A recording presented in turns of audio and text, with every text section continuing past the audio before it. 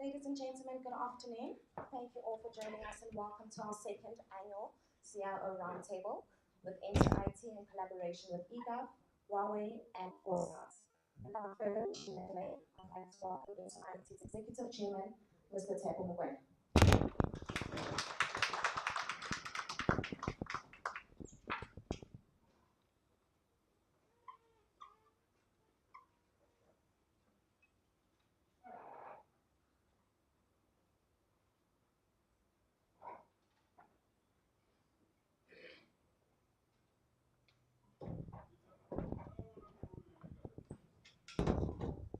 Good afternoon.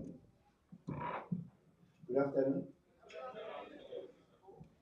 My name is Teko Mugwena. I'm the executive chair of In2IT Tech, and I'm also the founder of a non-profit organization called Moving Ahead Development Agency. We run state-of-the-art ICT Academy, and some few weeks ago, I was also asked to be on the board of Lucas Hadebe Foundation, and I'm the vice chairperson there. A little bit of a demotion, but it's good. So, welcome to the Cybersecurity Roundtable. I know that you are a little bit squashed this year. It's because we actually wanted to invite few people, but because people love us so much, and we are oversubscribed, but we had to accommodate everyone. So my humble apologies, but what is more important is to get the important content that you get this afternoon. I'm not going to waste time and say much because of we have run out of time. I also need to apologize on behalf of the eGov MEC who could not join us today, and also the HOD, but we still have quite a number of members from the eGov. And then I also want to acknowledge few people. The chairperson of ICASA, Dr. Ramusi, who's going to deliver the keynote address. I think because of time, I'm not just going to introduce each and everyone. I'm going to introduce people as we run. So the first speaker is going to be Silva Ganesh from In2IT Tech. I know that he was taking an interview. If he is around, please come to the stage to come and give a speech. But if you are not around, we can then go straight to Huawei. Taranya, please give us a brief about how we've partnered and how well we work together. Thank you, Taranya. I'll take this down. I know yeah, I'm very short. I'm advantaged. My heels should have been higher, huh? Thank you, thank you. Thank you, Chairman. Colleagues, hi, good afternoon. My name is Taranya Gowda. I am a strategic partner manager in our enterprise business group. So before I talk about our long-standing partnership with In2IT, for those of you who Huawei, maybe you are not so familiar with Huawei.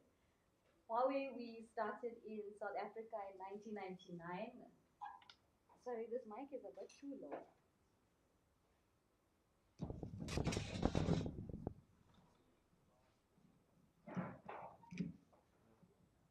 Actually, I think I'm just going to do this.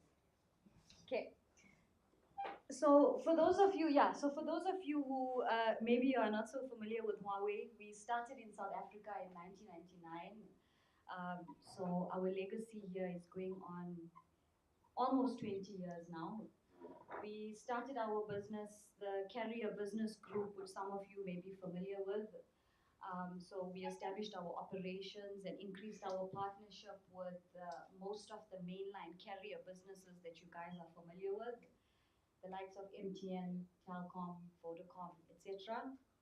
So over the years, we've established those partnerships with them, obviously from an infrastructure development perspective. Our key objective was to partner with them to bridge the digital divide in South Africa and to bring connectivity to, and to be able to reach more people. As of now, I think we can say that between 75 to 80% of Huawei's infrastructure is running on their mainline or their backbone infrastructure. In 2015, we started our Enterprise Business Group. So Enterprise Business Group, as I mentioned, that's the business group that I'm from. We have a very big partner ecosystem that we are running and managing and working with. So we've been operating that over the past 15 years. I can't say publicly how many partners we are partnered with, but I will talk to the partnership that we have with In2IT. We've been cooperating with them now for the past 5 years, you can say. In the beginning of this year, not so long ago, they won a very prestigious award. They were awarded Huawei's Partner of the Year for their excellence in delivering networking or advanced networking projects as well. We are specifically proud to collaborate with them on the Gauteng broadband network project, and also other key projects within the Gauteng provincial government, Gauteng provincial province region. And then also more recently collaborating with them with some infrastructure projects out in the Western Cape, and then also looking at some of the projects that we can deliver out in KZN as well. So I want to extend, as always, a very special thanks to the leadership team who help us to, they work with us as a very strategic technology partner. And then outside of Enterprise Business Group, Huawei has other business groups as well that from an enterprise perspective, we strategically partner with those business groups, specifically digital power, cloud and consumer as well, to allow us to deliver key projects out into the market. So yeah, that's a summary, and from our side, please take it as an endorsement from us of our partnership with In2IT, and yeah, thank you. Thank you, Taranya. Our next speaker is going to be Silva Ganesh from In2IT. Thank you, Tsepo.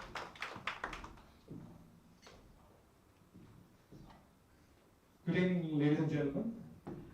It's a true honor to stand in front of committed professionals, guardians of this digital future. Esteemed guests, esteemed panel members, esteemed keynote speakers, dear customers, my dear colleagues, thanks very much for this, our second edition of Cybersecurity Roundtable. Cybersecurity to us is not a function, just not a cost center. It is a fundamental of a digital landscape, fundamental of your digital infrastructure. We are doing a lot of research on this, the impact of cybersecurity in this digital environment. And we found a staggering numbers which is prevailing in the market now. We could see amount of $12 trillion is the amount of damage cybersecurity is causing. It is estimated in 2030, and it is actually double the size 5 years ago. $350 billion is the potential cybersecurity services the world is going to consume by 2027. It's another staggering figure. This is not only figure, but we're also looking at what exactly the executives of public and private sector companies are talking about. We picked up 84% of executives are talking about cybersecurity services are the key enablers. 60% in the board members are considering that cybersecurity are the prime drivers of the business. That's really interesting to look at because the number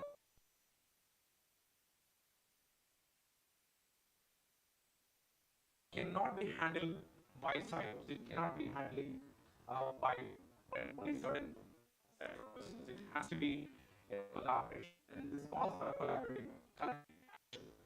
That's the reason the private and public partnerships will be extremely critical. With that, what, what we figured out is that cybersecurity is not only securing your passwords, securing your networks. It's much beyond that. It's something like your professionals, your engineers in the networks, are they really securing your codes? Are they really ensuring that, are they configuring really well? The precise reason is that the most of the vulnerabilities are happening because of the human behavior. That's the biggest flaw in the industry. So, which comes to the next point I'm trying to emphasize on, where are we having enough cybersecurity skills in the market? We picked up the gap that we are looking at is almost around 4 million. That's significantly high. And the biggest number what we have looked at is by 2030, we could see almost around close to 9.8 billion mobile connections, which means that everyone are going to be connected.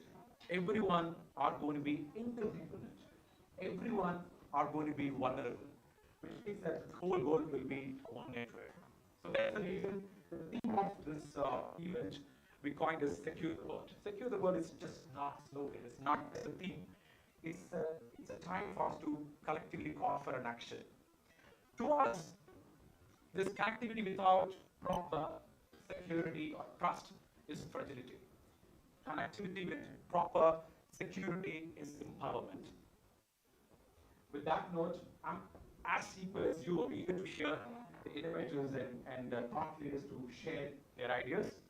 And believe that we as a consortium are going to take significant takeaways from this event and try to implement in day-to-day operations in all of our organizations.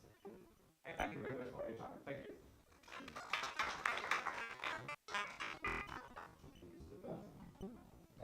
This event, I also need to remind you that this event would not have been possible if we did not have the likes of Huawei, who have invested and sponsored this event. I thank you very much, Tanani. First out, was making this very aggressively and also sponsors this event. Thank you very much. And how do you thank you very much again for the continuous partnership, critical and important, to partner both with private and public sector.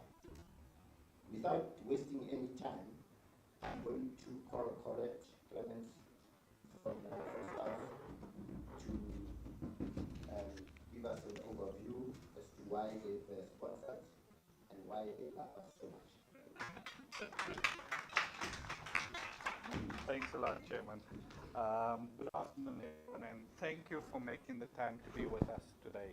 I think just from a sponsorship perspective, the Chairman took my words, because I was also going to say thank you to everyone, but thank you In2IT, first of all, for coming up with the idea of this event. I think it's quite important in terms of where the world is going to, basically. I think cybersecurity is becoming more and more important. And from that perspective, it's good to have these sessions so that we can engage and understand where we're going to from a South African perspective. Thanks to Huawei, who's also one of the sponsors, e-government, okay, very, very important, I think, public sector from a cybersecurity perspective. Got some stats somewhere, okay, that says one of the largest organizations that get hit from a cyber perspective in the public sector. So e-government takes a lot for being part of it. I think from a force perspective, why this event is important is because um, cyber impacts everyone, whether it is a business, a SME, or the citizen in the street. Impacts everyone. And you know, most of us sitting here are enterprise-based customers, basically, okay? However, if you look at cyber, um, the citizen gets impacted most frequently. We've having discussions in terms of how people from a banking perspective, day-to-day people get impacted. I got impacted through a cyber attack once, basically, and I work in cybersecurity. So I understand the people that don't have access to the knowledge that we have, basically. Very, very important for this forum, basically, to take the discussions, what we're going to have here today, take it forward out into the community. Because I think that's most important, is how do we get the message across? And once again, I think from a leadership perspective, In2IT, thank you very much. I'm sure and speak later again, so I got an audio. So thank you very much. Thank you for that. I just checked on the screen and you look very, very handsome. Yeah, no, I never said that. Talking about the screen. Yeah. I also need to acknowledge our facilitator, Mr. Bulletin, who is around. He'll actually be taking the podium very soon. Our panelists, if I can call you one by one, I'll take much of the time, but I'm sure they'll be introduced. I also want to thank Mashego Masemola, who works with me in the marketing. I think Elle, you have done a good job. She did a lot.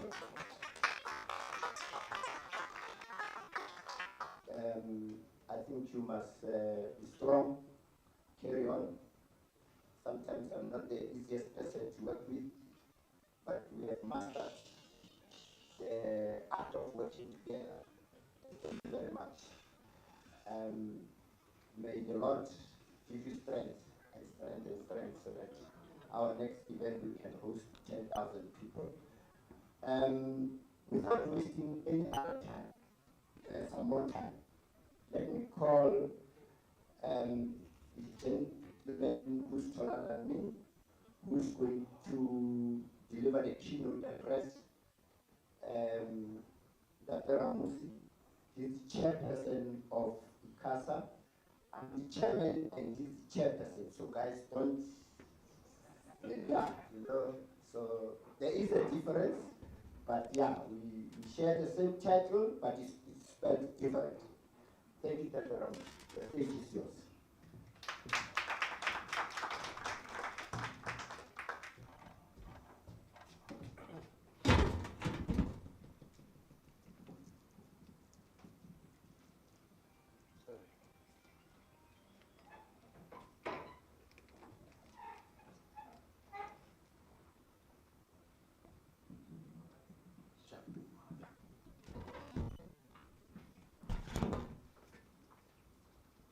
Okay, good afternoon.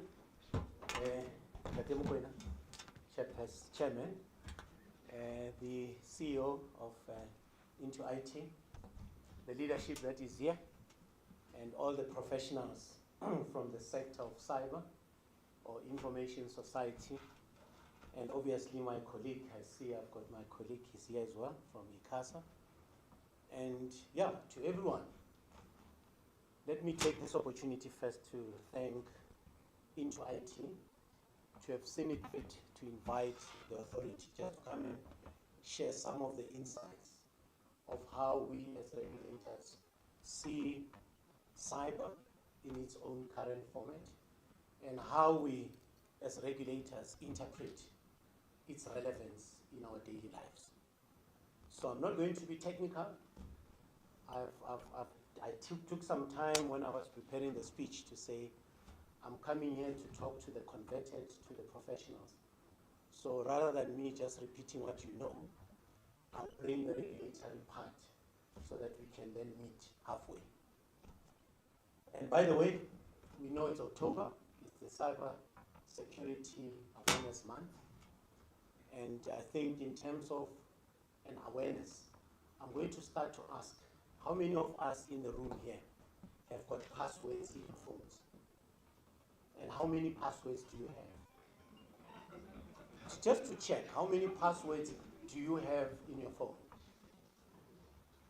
Okay, I'll start. 6, 5, 4, 3, oh, up. 15. Oh, Mudimo. No, I'm asking this because, you know, I always ask people and say, why do you secure information? What's the relevance? And I think for the fact that, you know, you've got a mobile phone and you still have a password, and some they use their facials, some they use their toes, and everybody uses different things. Now I'm demonstrating this just to reflect on the importance of data, because each and every one of us here, whatever we do, it starts with you as a human being, because you need to protect this body. By the way, when you eat, you make sure that this body can last you for long. So that protection, take that and then say, as a regulator, is there a need for us to make sure that we help you to protect that information? When people build networks, what are the things, what are the standards that we need to make sure that those that are building must deploy? So I just thought, let me bring it closer to home. As I said, it's a privilege to address you today on the matter that touches every aspect of our modern life, cyber resilience in an increasingly connected world. But first, let me just articulate the reason why universal, meaningful, and affordable connectivity matters to us. We know that connectivity is no longer a luxury, it is a human right. So as I've indicated, for those who don't know ICASA, we're a regulator. We issue licenses to the telecommunication companies, those that are building networks, broadcasting and postal services, but with an intention as well that as you build your network, you make sure that you connect the unconnected. And in the process, the technology that you deploy, it's type approved so that we can protect you as a consumer. So I'm bringing all these elements so that you can see the importance of having an independent regulator in any society or in any country. Because people always confuse regulators as police or policing the environment. But we are there to facilitate and make sure that you strive in terms of your business. So it's an enabler as a regulator for business for growth. So we know that connectivity underpins access to education, healthcare, financial services, governance, and innovation. Yet, I'm told the studies are saying 2.6 billion people globally still remain offline. Now, if those are offline, then it means they don't have an opportunity to hear us talk about the beauty, the importance of cyber. So as an authority, we are then charged through our legislative framework to make sure that what you call this air, which is spectrum, because normally people ask and say, how do mobile networks interconnect? They use this air that you see, or we can't feel it, you can't touch, but you chop this air into blocks, and you allocate this air to the likes of your Vodacoms, the Ethiopians, the telecoms, then they interconnect all of us using other elements within their networks. When you tune that radio, the very same needle that you see moving from one number to another that spectrum, how it's chopped, so that each and every radio station, Power FM, can actually get their frequency, and we make sure that those frequencies don't interfere to each other. So that's the kind of work that we do as an authority. I'm bringing this because the aspects of cyber, when people identify that you don't have a proper planning, they take advantage of intrusion. Now the question is, how do you then detect, inform, and prevent? Now, if you can't do those things in any networks, then it means you're giving people open networks that don't have protection. So as an, that's what we need to be doing to make sure that there are standards for everyone in this room who's got an appetite to build a network. Just like when you build your house, you go to some of the institutions, then they give you a standard of how you construct a house. Now, in the absence of a standard, I'm sure Program Director, you'll agree with me then that we'll be then exposing us as citizens, because cyber, it's not only for somebody looking for money, but it's that information that you have in your mobile phone, in your laptop, and in many other places. Now, what excites me as well is that you've noticed that South Africa, we have taken the G20 presidency, I think for those that are following government programs. And as a country, we have placed digital inclusion at the heart of its global program. Why did South Africa think of that? Looking at the continent, I mean, there's always a question in terms of affordability and what you call meaningful connectivity. Now, as a country, we had to put that as one of the pillars, because in order to have an inclusive society, you need to find a way of reducing cost to communicate. So one of the pillars is to make sure that once the costs are reduced, then you've got everybody into the networks, then you are able even to expand your broadband connectivity so that we have an inclusive environment. Now, and why do you do this? Because we've realized that in this country, just like many other countries within the continent, the unconnected still stays in those underserved areas, in rural areas. And if you don't have anyone in those areas participating in this environment, those are the people that are vulnerable when it comes to cyber. Because the day when you get a cell phone or you're exposed to the bank, people take advantage of your ignorance. So connectivity then becomes key so that we bring everybody in this global world that we live in. I think you've heard that the digital era requires a robust digital public infrastructure. In our Ministry of Communication and Digital Technologies, for those who are not aware, as a country, the Minister has unveiled a digital transformation roadmap, which begins to say that as a country, you need to start tracking a child from birth to death, cradle to grave, as people say it. Now, why is it? Because we realize that we're not living in an isolated world. So you need to make sure that as you work, as you collaborate, you must actually connect with the world. So in terms of that, we need then to build infrastructure that are futuristics. And when people talk of a digital economy, it means everybody must be connected. So that's one of the pillars in ensuring that we do that. But we know that digital infrastructure don't just come easy. We need to make sure that we protect. I think many of you, you've been tried through your WhatsApp, where somebody impersonates himself to be your sister and asking for money. And all of us, I think, we've been to the bank and then we paid.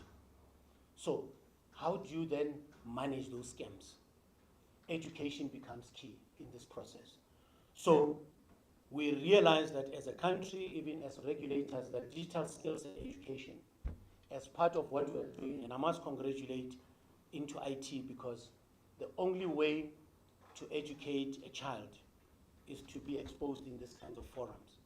But I told Chairman that in next year, we need to go to a village, somewhere in Butokwa, in Limpopo. I'm not saying, well, that's where I come from. So, or we go to the Siki, so that we talk about cyber in a village, because when we talk of this digital infrastructure, the target is going to be for those who can read properly, who gets excited when they get a WhatsApp and they think that this is life. So we just need to make sure that it's an inclusive program. And I said digital education is important. And it's even talks, Chair, to who attends some of these seminars, because from an education point of view, we know that our curriculum is still misaligned to what the future dictates to us. So getting a Department of Basic Education, get that eGov on behalf of showing how to show it. There should be those kind of quarterly sessions where we talk about all these elements of digital economy, what it means. And I'm glad, I think this is part of our, horong, just to get to know what's happening out there. Whilst I still talk about connectivity as one of the pillars, there's another area in terms of inclusivity and ethical AI. I've heard too many people talk about AI, the artificial intelligence. It becomes important because remember, when you talk of cyber and the awareness of it, AI people are using it anyway to fool other people. So then the question is, how alert and how aware are you with some of these new elements? So those that are going to be part of developing algorithms, they need to be ethical, because anything that talks information society, security, and stuff, it can start with a developer just to fool all of us so that we move. You might have seen now with social media, I always sit with my family. I said to my wife, I said, hey, you're always on TikTok and many others. Hey, gee, this is new life. I must see what people do all over the world. But now, then I said, but are you aware that some of these social medias, they are beginning to build a new society, a new community? Because nowadays we live in a funny world where people do funny things. The latest dance that we've seen, I don't know if you know Magumba. I always said, this Magumba. I said, what community is this? It's a good dance, but you can see somebody is trying to capture you. And that's the power of social media. But how do you then cap that and make sure that it doesn't flow as if we don't have boundaries? So as regulators, part of what we then are tasked to do is to make sure that we accelerate and empower you to be innovators, but we need to make sure that in that process, we protect you as well, because we are consumers. Cyber comes in different angles. It's not just about somebody hacking you or impersonating you, but I think through visuals, I can capture you. So that's the kind of the eye that we are bringing as a regulator. And the beauty in South Africa is, having realized that people are coming with multiple entry points, we've already put together a forum between us as ICASA, the Film and Publication Board, Information Regulator, and the Domain Authority. We've put a forum of regulators and the media. The intention is to begin to see the behavior and see how we can protect South Africans, especially those that are consuming lots of content from the social media. I'm raising this, Chair, so that as we are going to be reflecting, I'm sure with the panelists that are coming, it's going to be a big question to say, how do you then secure this world? Because if you don't have the principles and you don't have a clearly defined structures in terms of standards, without over-regulating, how do you then secure us? I'm a citizen, I need to be secured as well. So I think the relevance is there. We know that universal, meaningful, and affordable connectivity is not just about cables and signals. It's about empowering people, bridging divides, and building a future where everyone can strive. South Africa's leadership, combined with global collaboration, is paving the way for a digital future that is inclusive, ethical, and sustainable. Mark the words ethics, because if you grew up in it, there's no order, even in a family. It's going to be important in this digital era that mentorship, coaching starts in our own homes with our kids. Because if we lose it there, the ethics, the posture of what the developers need to do in the future, we might lose this digital future. So I think it's going to be important that as parents, we need to change the way that we deal with our kids. Because if I were to ask in this room, how many are less than 35 years in this room? 35, meaning you are youth. I only see 4 hands. So it means the majority in this room were above 35. So the question of cyber becomes a big question and say, how do we engage at home with your son who's 21, 24, and you are 51 and 61? We need to bridge this gap. So Chairman, next time we need youth so that they can begin to tell us, how do they hack? How do they do things? I know when I was still a young boy, my mother, my father, they would put their whiskey, wine somewhere, but I had a way of getting into that cabinet. I had my own way. So innovation starts at a very early age to say, how do you maneuver when the gate is locked and you have to go next door and get your partner, but you find a way to get in there. That's how cyber behavior works, because you can put all the locks, but innovation starts at a different age. And I think it's going to be important that in this journey, we bring the young ones and the older ones in one room so that we can learn. We know that digital inclusion without cyber literacy is going to be a problem. We are seeing it today. Chairman was telling me in one of the briefs, he was hacked. He had to pay. I know even some of my family members. But the question is, how do we then nip that?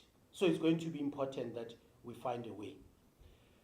Chair, in conclusion, without taking much more time, I think we're living in an era where connectivity drives innovation and the social progress. So from smart cities to digital banking, from remote work to some, as people say, AI-powered healthcare technology is transforming our world. There's this convergence between the mobiles and the financials. When we licensed all the MNOs in this country some 30 years ago, their primary business was just to connect, and it was purely voice. But now, we've seen that in terms of what the fintechs have been asking, you'll see now that there's a correlation between now the mobiles getting into the financial sector, and one would have thought that you're using a network, but they're becoming banks as well. Now, what should be our behavior? Because you still have your mobile, you still have a SIM card, and somebody can still follow you. So, the regulatory aspect in the current and the future is very important, and it's something that I'm going to invite you that as and when you hear that the regulator is calling South Africans to engage on some of the aspects that I've just elaborated with you, you need to come on board so that we don't change rules without you being the input pillars as well. So let me leave you with what I believe needs to be our priority in terms of our menu list in the country. We need to accelerate leadership and governance issues so that whatever that comes today and tomorrow, those that talks about the subject matter, they need to be trained. And I'm glad to see private sector Huawei being here. I think it's going to call you to go to those rural areas so that you provide leadership of the products that you sell. Because as an authority, I only get to read the manual when I buy the phone. I open the phone, I get the manual. Nowadays, it's not even on paper, it's electronic, so if I can't read, it's a problem. Great for people with persons with disability, they need to know how this phone works. So, until such time that we provide that leadership as OEMs partnering with our MNOs, the issue of cyber will always be with us because it starts with knowing the importance of the unit or the gadget that you buy. I don't know how many of you, when you buy cars, do they teach you how to wave traffic? I think many of us, we learn as we move. But it's important when it comes to a digital world that any unit that you buy, the literature that comes with it, it must be educational by nature so that you know what you are putting yourself into. Then the other pillar is the technology and infrastructure. It's going to be important that in this digital economy, collaboration must be the first point of pillar in terms of discussion because security, the only way and the better way is to have that collaboration so that I know what my neighbor does.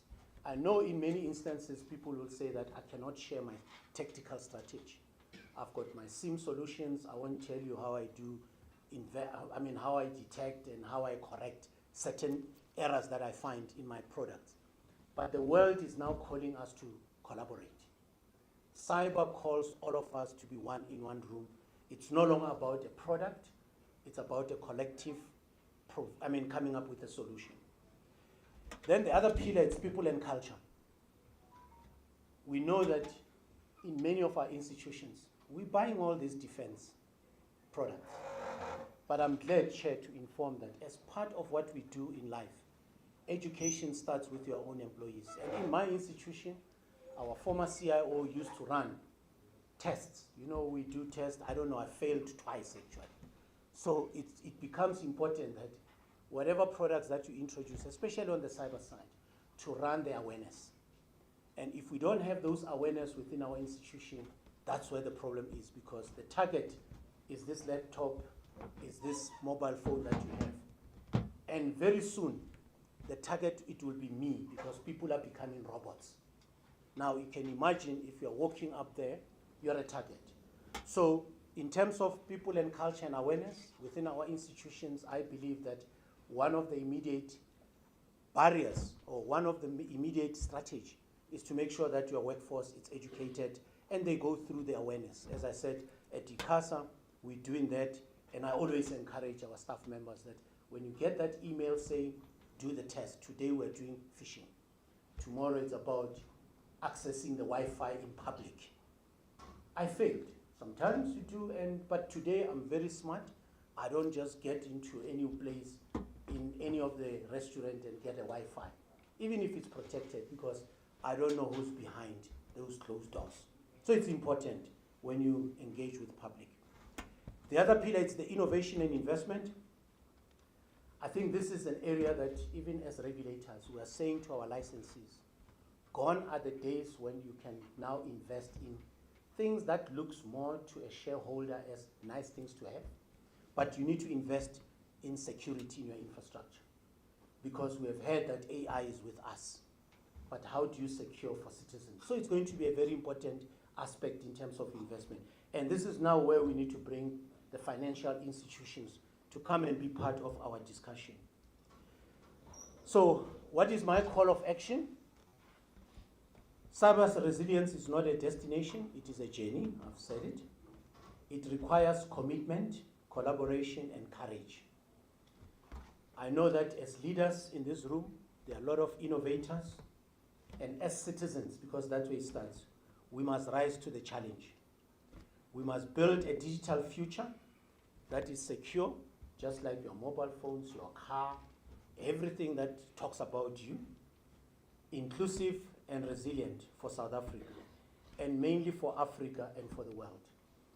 On that note, I think I tried by all means just to bring in a little bit of why regulations, why the importance of standards, and why you need to continue to be alert, and why we need to be educated about the current and the future. And I hope what I've shared with you, I've given you a menu which you can use, and hopefully next year when we meet for the third year, as I've indicated, my wish is we will then be in a village talking cyber, because 2030, as per the NDP, all South Africans should be connected through a secured broadband network, affordable. And if the marginalized are not part of this, my worry is the target is those who will be getting messages and they will think this is real and they will be attacked. So if we can start, as we say, you start from the borders and you move inwards. Even when you build a network, you build from the borders, then you come to something. So, but thank you very much for the honor. I think I enjoyed because I see smiley face, so it means I've touched you. And if I didn't touch you, I'm still here until midnight, and we will then talk about other things. But thank you very much to In2IT. You're doing a good job. I'll go back to ICASA and to my other regulators. This is what we're encouraging, and I'm very proud and continue doing the good work. Thank you very much. Good afternoon.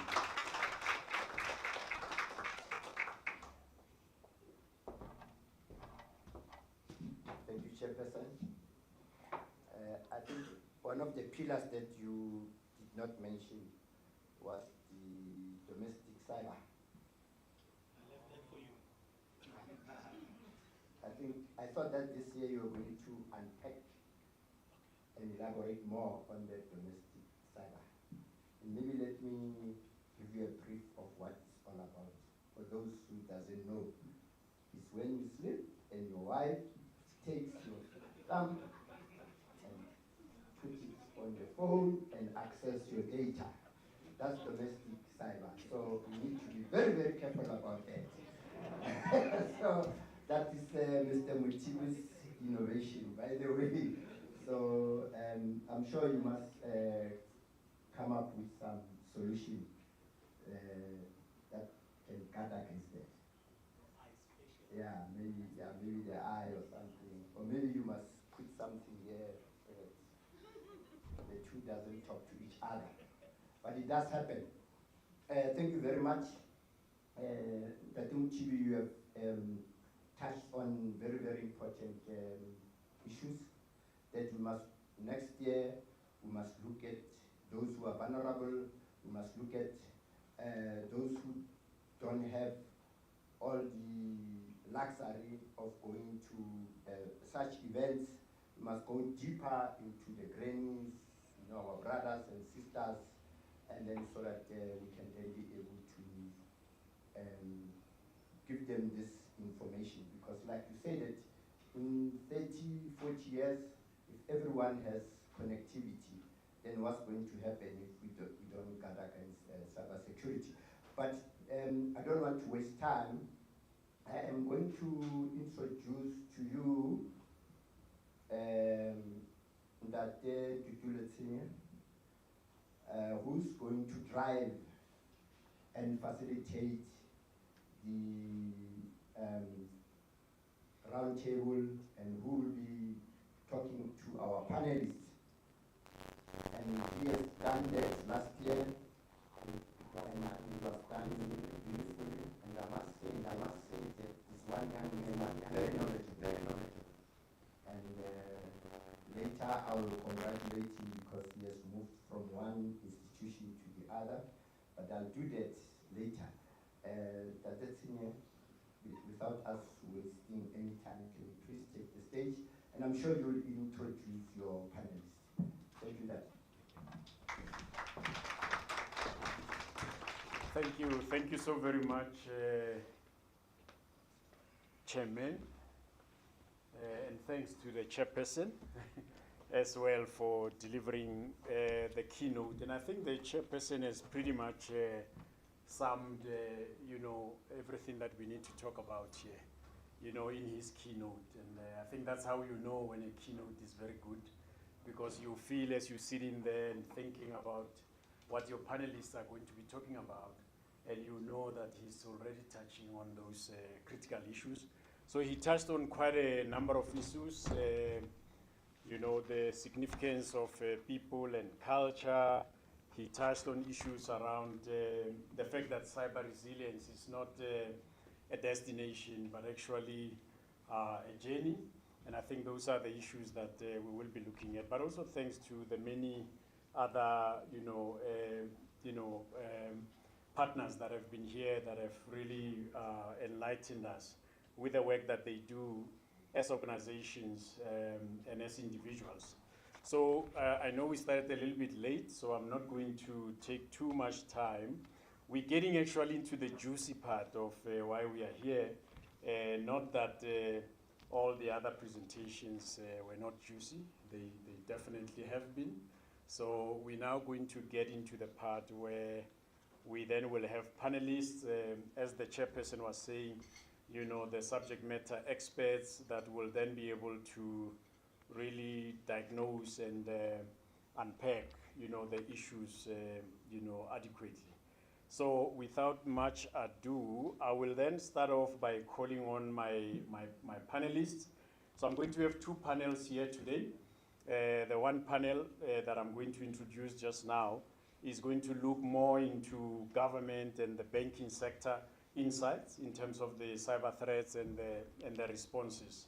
And I think that's why I was saying the chairperson kept on talking about the banking sector and the work that is happening there, and how do we collaborate to make sure that we all are at the same level of awareness and protection. So perhaps as I then introduce this first panel around government, let me call on the panelists to come and take on their seats here, and then we can start with the discussion. So first it will be Ms. Noma Temba Zinochiwe. If they can give you a good round of applause. Thank you so very much. And she's the head of program management as well as operational risk management from the banking sector. Thank you so very much. And then I will then call on Mr. Colette Clemens, who has just been here with us, and he's the regional sales manager for Scout. Colette, thank you very much. And thank you as well for making this possible. So, double yummy there. And then I'm going to then call also on Mr. Papani Boya, who is the head of information security and risk, Sanlam Group Technology.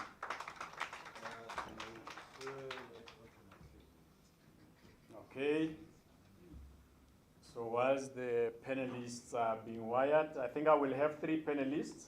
I had 4, but had to forgo 1. So, right.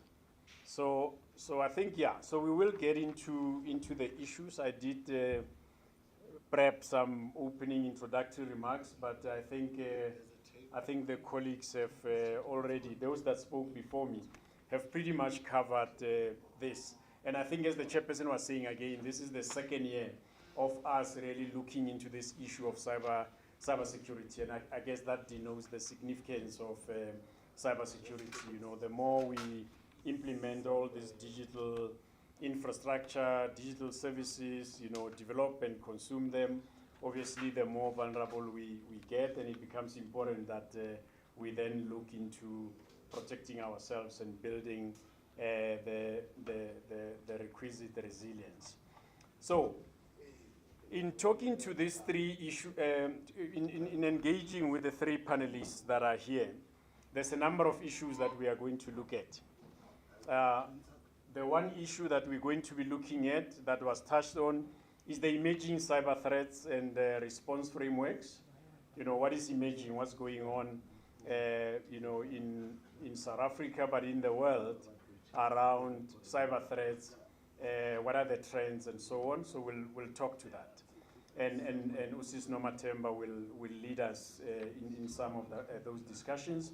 And then we'll obviously look into the policy gaps and compliance alignment, which is very important because whilst I think Chairperson again was talking about the regulatory environment, you know, the importance of policy, making sure that we define, you know, the appropriate guardrails in doing, you know, in working in the space. And then we'll also look into collaboration, which really came out very strongly, especially between the financial, you know, sector and the public sector. I think that will be an interesting engagement there. And Baba Boya will then be able to lead us in that discussion. And then the last, you know, sort of area will be building national cyber resilience, you know, which is the point that the chairperson closed on, to say this cyber resilience building is not a destination, but it is a journey because it keeps on, you know, taking new forms and shapes. And so those are the areas that we will look at with this first panel of ours. So this is the part that I like because I get to ask questions and I get my colleagues to respond. And if they don't respond the way that I think they should, then I ask the question again differently, right? But maybe I should sit as well, right? Yeah. So do I need to be wired as well? Because I won't have the mic, but I don't mind having the mic. Yeah? Yeah, there we go.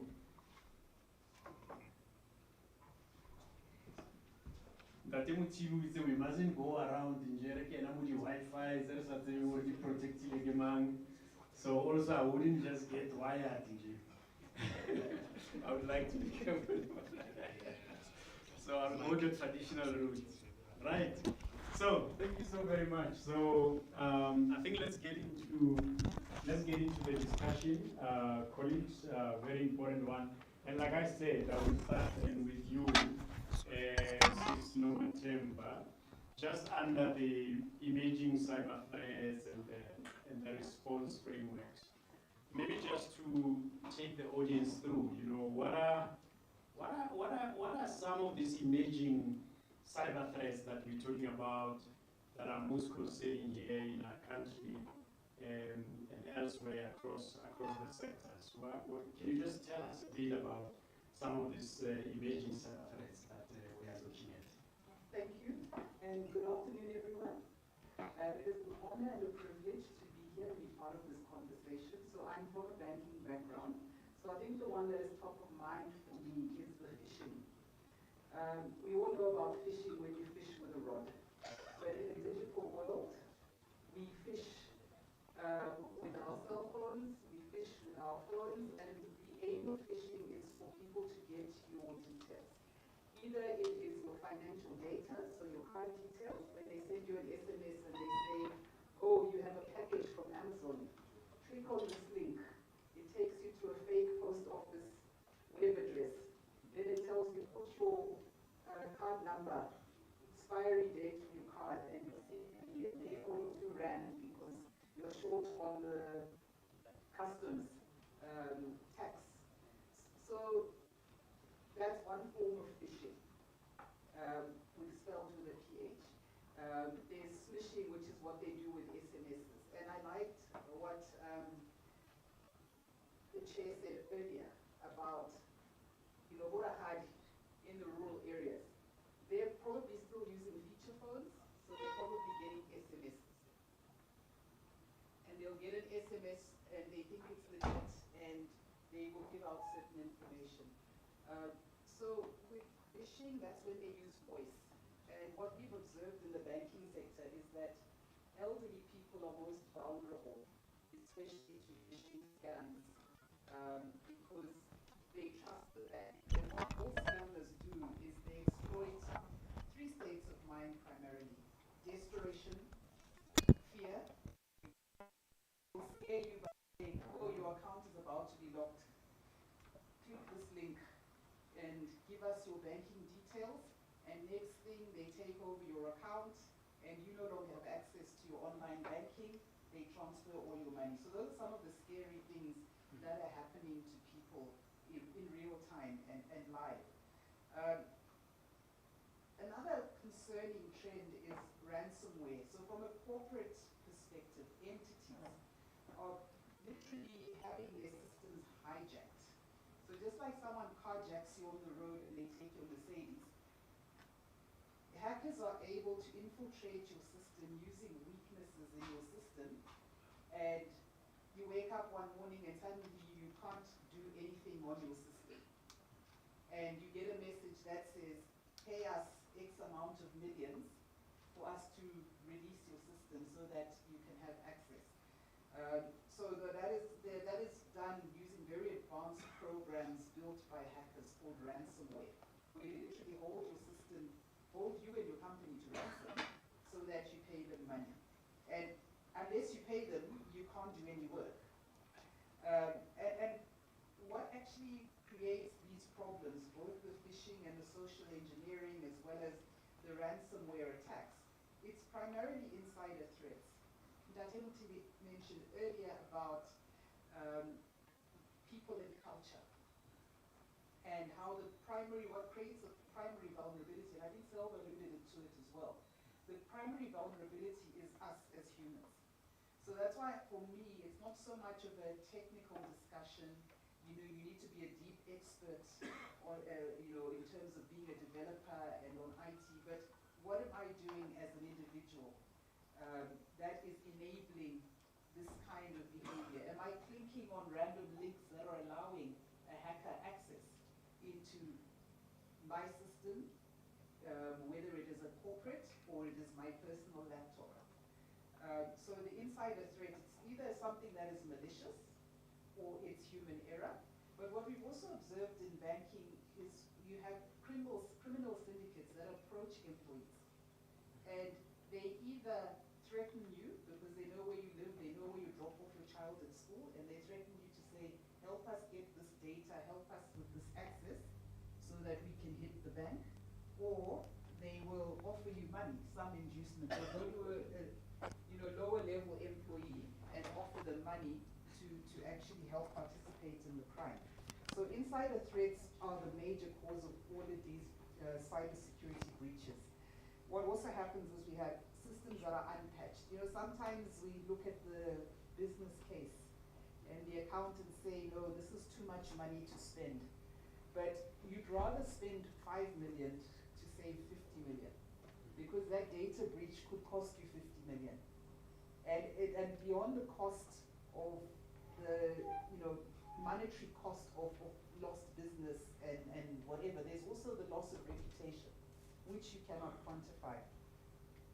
So when you don't run regular patches, you don't run regular security audits, if you don't regularly close the doors in the system, we know innovation is always there, but at least when you put the lock on the liquor cabinet, you actually force someone to be innovative. It's not easy access. You need to make it as difficult as possible. And the other threat is dark web leaks. The dark web is a reality.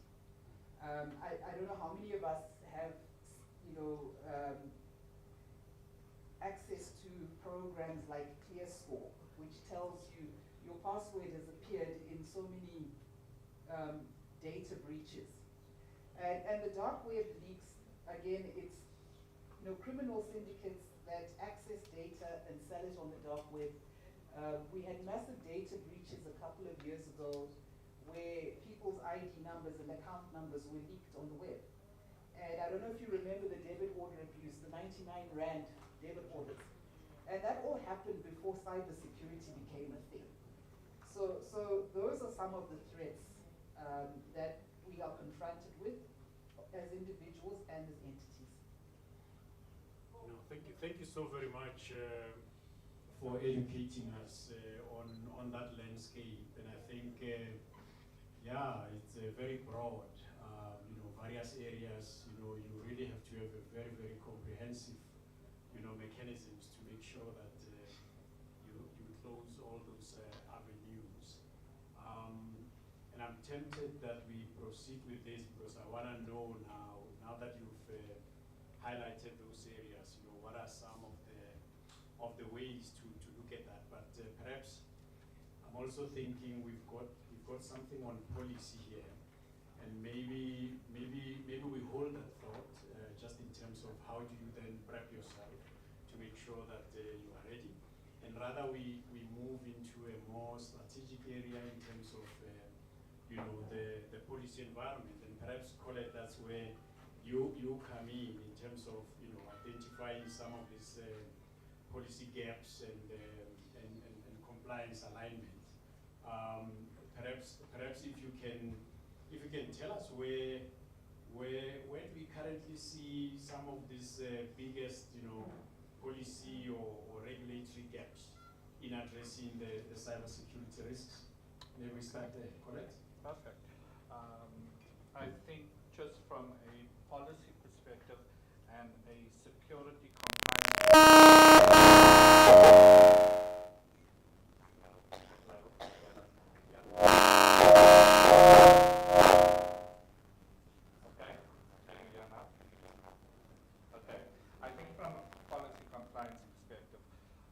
one of the biggest challenges is that compliance differs from industry to industry, basically.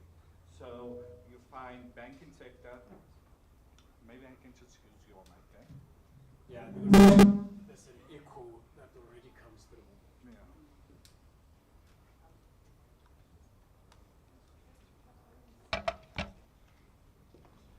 You see, simplicity is the ultimate complexity. and that's why I have my phone and a backup piece of paper, basically. Okay. I think just if you look at compliance differs from industry to industry. Banking sector We have a compliance around PCI, for example, which is protecting credit card information, basically. In terms of security or defense, there's certain defense standards that get put in place from a compliance perspective. But if you come back to where compliance actually starts, compliance actually starts with a set of policies that get built, basically, okay? And to a very large extent, just by a show of hands, who deals with IT security policies at this point in time? Okay. Very good. I think if you look at it just from an IT security perspective, we start off with very basic policies that impact all our users, basically. And I mean, I get frustrated sometimes with those policies because it delays you in terms of what you're doing from a work perspective. Antivirus, for example, okay? Antivirus needs to be updated on a regular basis. Now, you sit there in front of your machine waiting for 20 minutes for the reboot to happen, Windows updates to happen, but those are critical to keep your environment in compliance, basically. So, taking banking industry, since most of us are speaking about banks here, PCI, for example, if one person working on that PCI network, okay, is out of compliance, and out of compliance means a simple thing like I'm not running the latest updated antivirus on my machine, means the entire bank is out of compliance from a PCI perspective, and that bank can be charged with a fine for you not being in PCI compliance. So compliance, like I said, different industries, different compliance rules, basically, okay? But ultimately, compliance starts with those policies that are both internal from an organization perspective, but they are also standards from an international framework perspective that people look at building those compliance policies from. So you have NIST standards, for example, which is a huge institution from the US who assist in building NIST compliant frameworks from a security perspective. On the industry side, and I think this is where the biggest compliance is non-adherence from a South African perspective, okay? If you look at manufacturing industry, okay, anyone from manufacturing industry around the table, but if you're looking at manufacturing industry, a lot of those manufacturing plants have been taken over through digitization and automation, basically. Now, when you look at digitization and automation, it impacts health, safety, and numerous other things within an organization. Very simple thing from a compliance perspective, okay, is customer, bottle filling company, okay, has been breached. Someone moved their fillers out by 2 millimeters, basically. Very simple to get access, okay? That meant that the manufacturing industry or the bottle filling industry went totally down for most probably 2 to 3 days. Now that not just impacts financial, okay, but it also impacts from a health and safety perspective. So I think from a starting point, I think the important thing is for us to take our existing policies, okay, utilize it, take the frameworks that have been developed by people that focus on this, and interlink those frameworks and policies, and then you will get to a certain level of compliance. And that compliance then needs to be regulated, because with putting in compliance policies without regulation put in play is worthless. And I think that's where private sector and public sector come into play. Organizations like ICASA, and I know the chairperson said he doesn't want to be limiting people from a compliance perspective, but it's important that we start looking at monitoring and then making sure that it is regulated and people are actually, if they don't comply, they're actually taken up from a government perspective. Thank you. Thank you so very much. Maybe I don't need the mic that much. When I was growing up, my mom used to tell me I've got a radio voice. Because it's faded with time. With the stuff that the chairperson at an age of 9 or so started finding ways to find that stuff that is hidden from him. So maybe then on that, I think we've elevated the discussion to the policy, the regulatory environment, call it.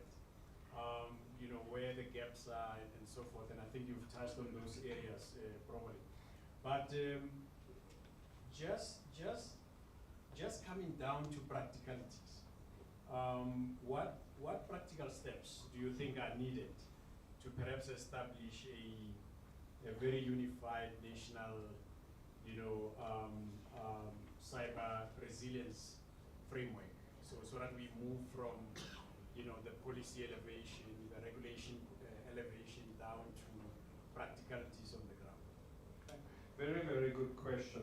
I think just in terms of where we are from a South African perspective, cybersecurity is still very immature, okay?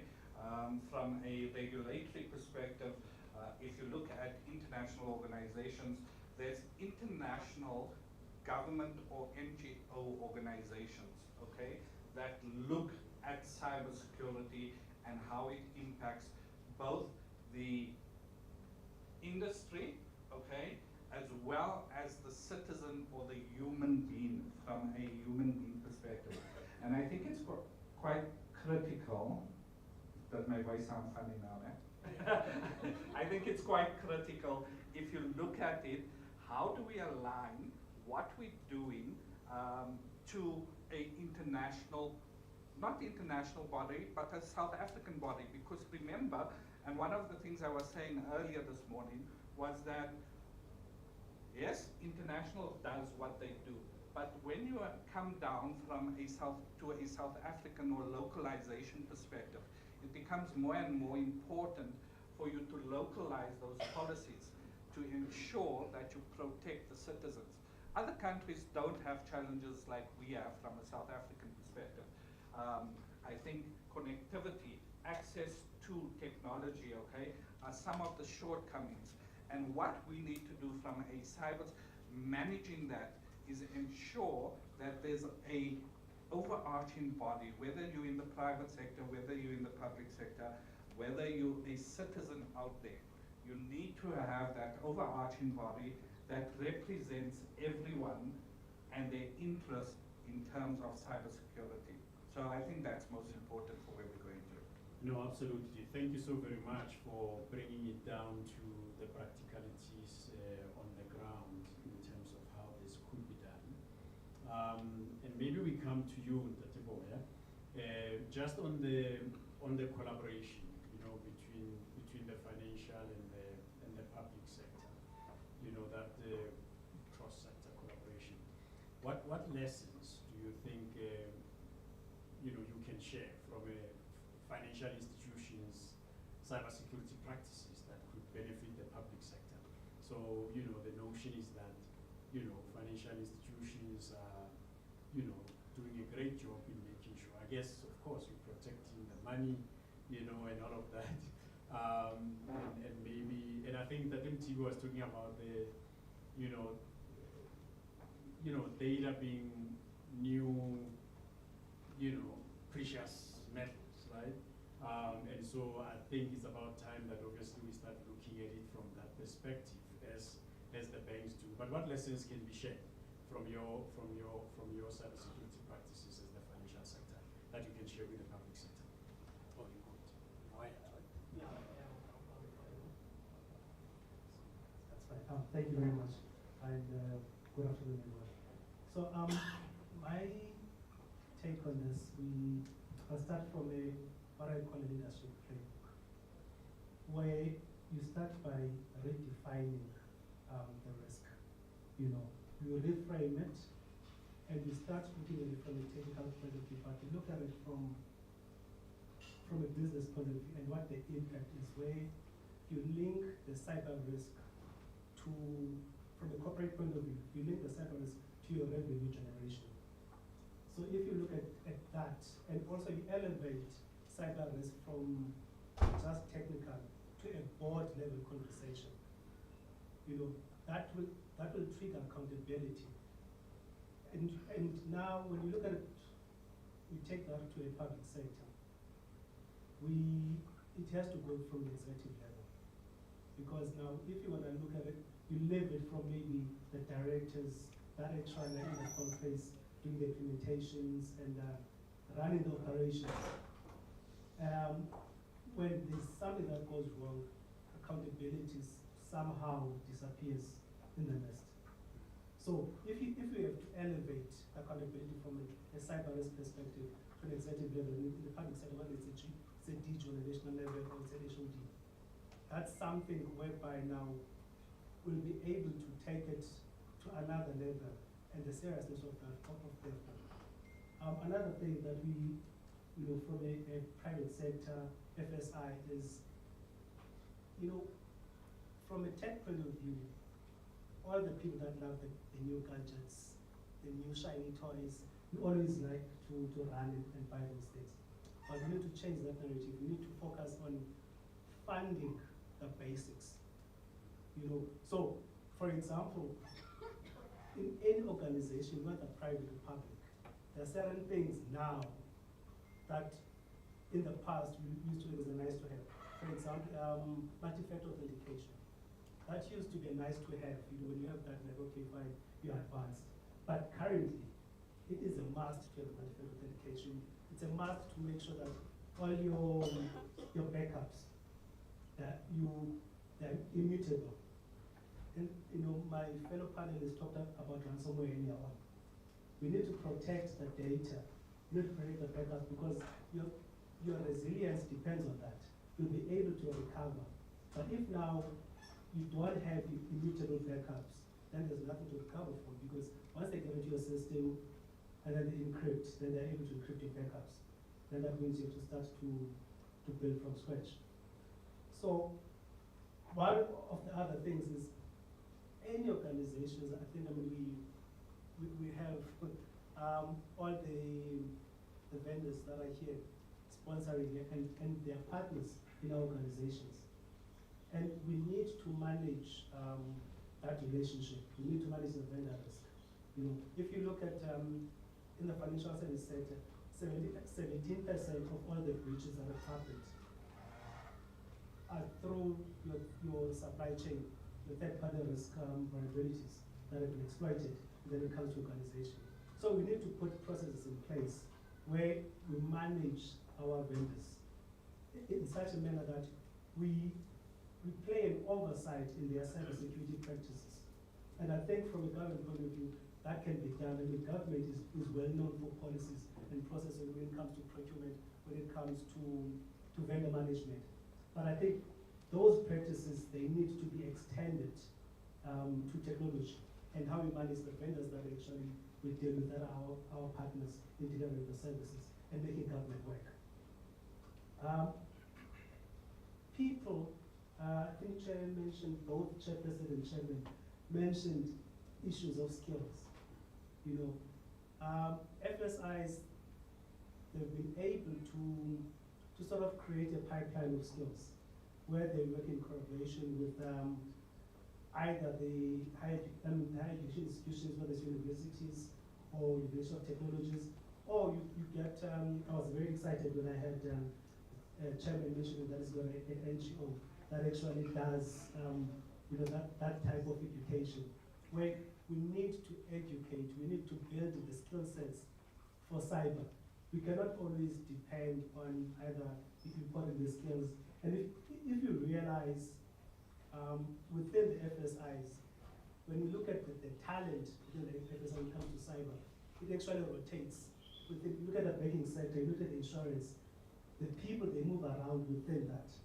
And one way you can view that as it's a bad thing, but conversely, you look at that's a good thing, because when they move around, they actually gain more insight on what the other is doing, and then that increases the way that they have to implement any of the security strategies.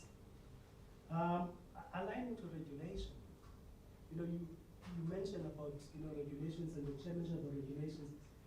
You know, from FSIs, with the two standards, actually the joint standards from the FSA, the Prudential Authority, and the directive from Reserve Bank, that has forced all the FSIs to put priority on cybersecurity. And in terms of all the controls that have been placed, in terms of risk management, and also in terms of technical controls, that have been put in place. And that gets audited. And Reserve Bank has gone further in putting up a portal whereby FSIs now in order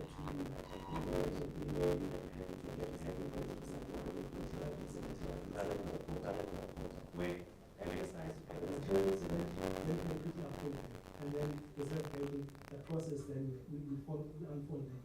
And I'm happy that also the information regulator now, I think, has done the same thing, where now in order for us to be able to report quicker to the regulated boards, it's now a click of an, you've got evidence, you report, and then while you're still maybe working on responding.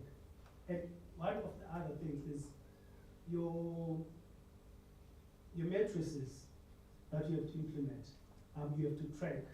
Two matrices that are very important in dealing with cyber. It's your mean time to detect and your mean time to respond. And the target that has been set by the FSI is your mean time to detect, which is 24 hours of a breach, and your mean time to respond is 72 hours. That's the target that has been set.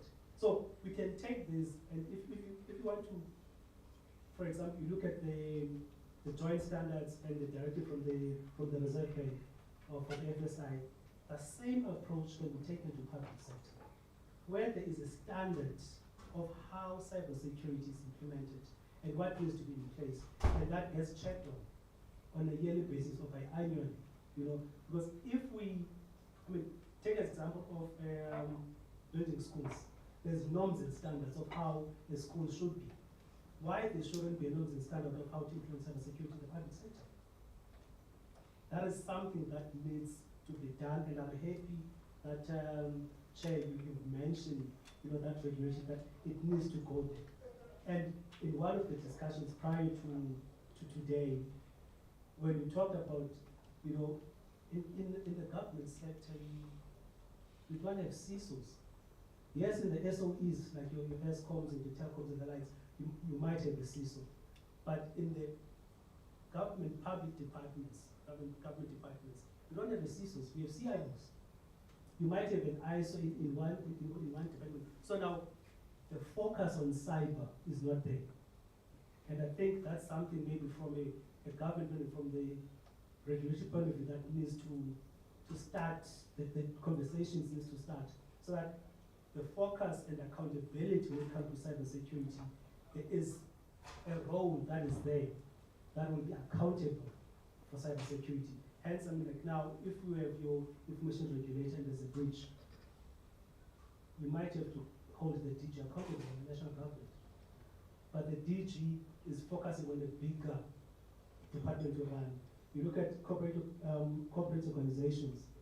Yes, the statutory IO is the CEO, but because the CEO runs the entire institution, then it delegates that where they've got a role for an IO, which is, I believe, the same thing done in government.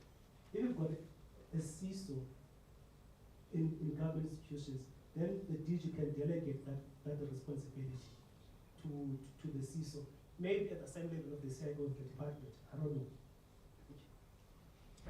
Thank you. Thank you so very much for those insights from the financial sector that certainly can, be considered. In fact, they should be considered in the public sector. The CISO, the TTD you spoke about, the TTR, detection, response, looking at those things. I think also looking at it more from some of the operational issues. So I think it's quite comprehensive, the lessons that are coming from there.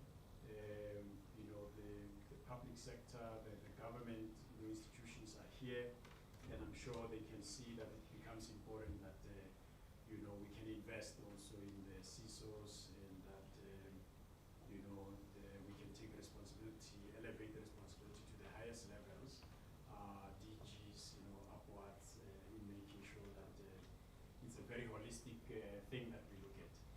And maybe then I come back to you, Sisnoma Temba, because we spoke about the policy environment, we spoke about the regulatory environment, and I think, Colette, I would like to, at some stage, maybe not today, but at some stage we need to also maybe just revisit the regulatory environment. There's been a lot of issues around, how do you view regulation in a fast-paced, digital environment, and how do you architect that, right? So that it takes form of, the day-to-day changes that are happening, rather than have a very rigid, policy or regulatory environment that begins now to work against, the flexibilities that are required. But maybe having said that, from the policy, from the regulation, and then of course from the insights from the financial sector, and I think that Boya was beginning to start touching on some of those things in terms of what we need to do.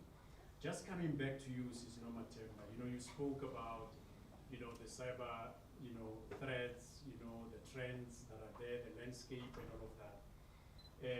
And I think now that question that I asked earlier, and I want that we can then be able to look at it also from an elevated strategic view, but also very operational, very practical, to kind of sum up the discussion from the two gentlemen.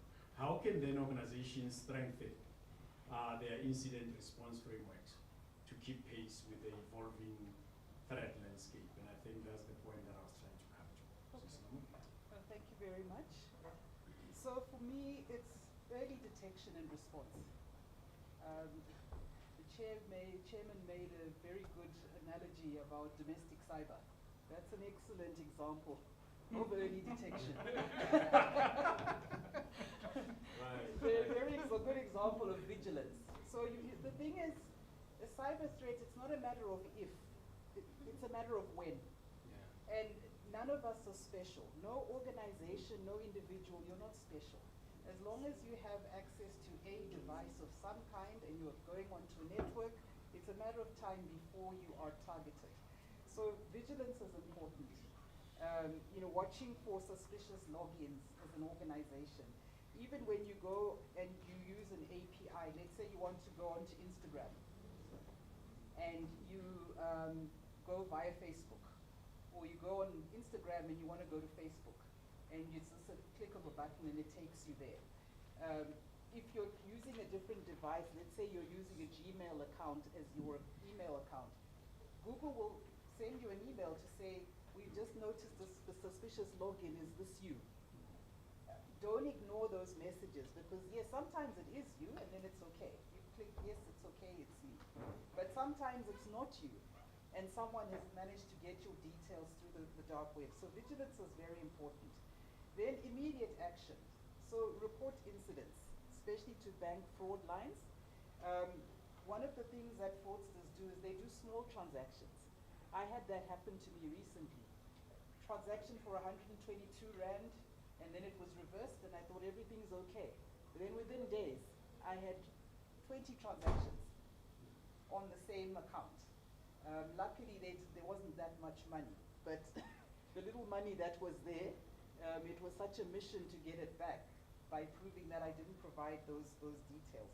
So immediate action, you need to report incidents, any suspicious action. You also need to make sure that you have more than one password. If you use the same password for everything, once that password leaks, you've got serious problems. And also, because it's a matter of when rather than if, when it happens, keep as much evidence as you can, because that's what you can give to the authorities when you report, and this also helps to support investigations and recovery. One of the reasons why people struggle with bank fraud lines and bank fraud departments is because there's insufficient information for the bank to be able to log an incident with Visa or MasterCard when your account has been hit. So keep as much information as you can, bank statements, emails, screenshots. And I know because we've got banking apps, a lot of us don't look at our statements. But it's good to every now and again go and look at your actual bank statement, because sometimes what shows on your banking app is the position intraday, and things can change. If a transaction is posted, it will appear on your statement. So do make a habit of checking your bank statement. So that's really the immediate incident response.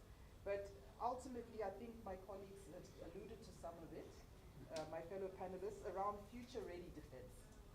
Because you can respond immediately, but you still need to be future-ready. No, absolutely.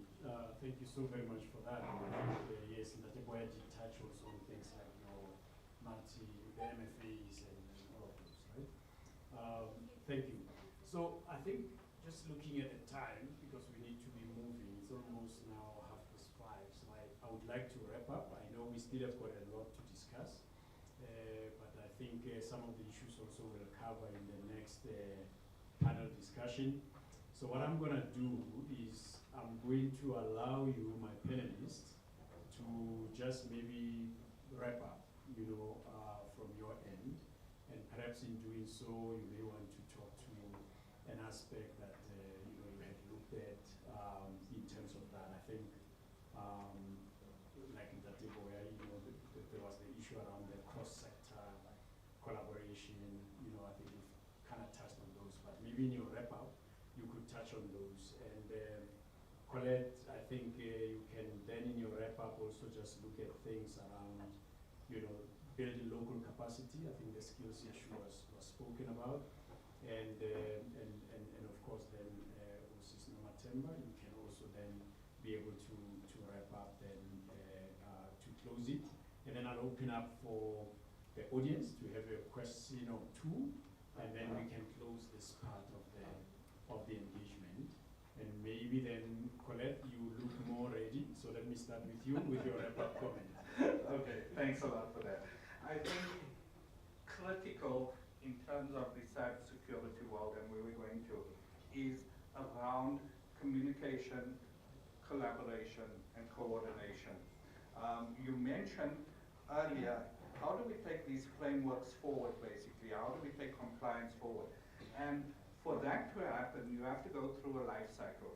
You have to identify the risks, basically. You have to understand how you're going to protect yourselves against that risk. But also, when you detect a risk, okay, you need to find a way to respond to that risk, okay, and then how do you recover? And that is a continuous cycle that people need to go through. And currently, from a cybersecurity perspective, if you get hit by a cybersecurity attack in South Africa, it's like taboo. We shouldn't be talking about it, okay? The best way to deal with cyber attackers is to spread the word in terms of how they attack, basically. And that cycle, that continuous cycle that we need to go through will be how we build sufficient capacity from a South African perspective to deal with those cyber attackers. No, absolutely. Immediate, action, incident report, as well as acting very, very fast. And Atiboy? Thank you. My parting words would be, governance and accountability is key in managing cyber. Incident response, I think we've all touched on that, and cyber resilience. It doesn't help to put all these shiny toys in place, and we don't actually test them to see whether they actually do what we've bought them, implemented them to do. We need to do regular testing. We need to do tabletop exercises on how we respond to incidents. You can make an example whether it's a ransomware attack, and these tabletop exercises, they are not just for technical people. I'm talking about at an executive level tabletop exercises where you've got you simulate a ransomware attack, and then how do you respond as an organization? Where you need to get your PR department involved, you need to get your financial directors involved, and your CEO, and some people from the board. You know, and if now you take that to a public sector that goes to your executive level within the department. So we need to do those take exercises, not necessarily just rely on your IT resilience in terms of technology. Threat intelligence sharing, very important. The financial services sector, they are doing that very well.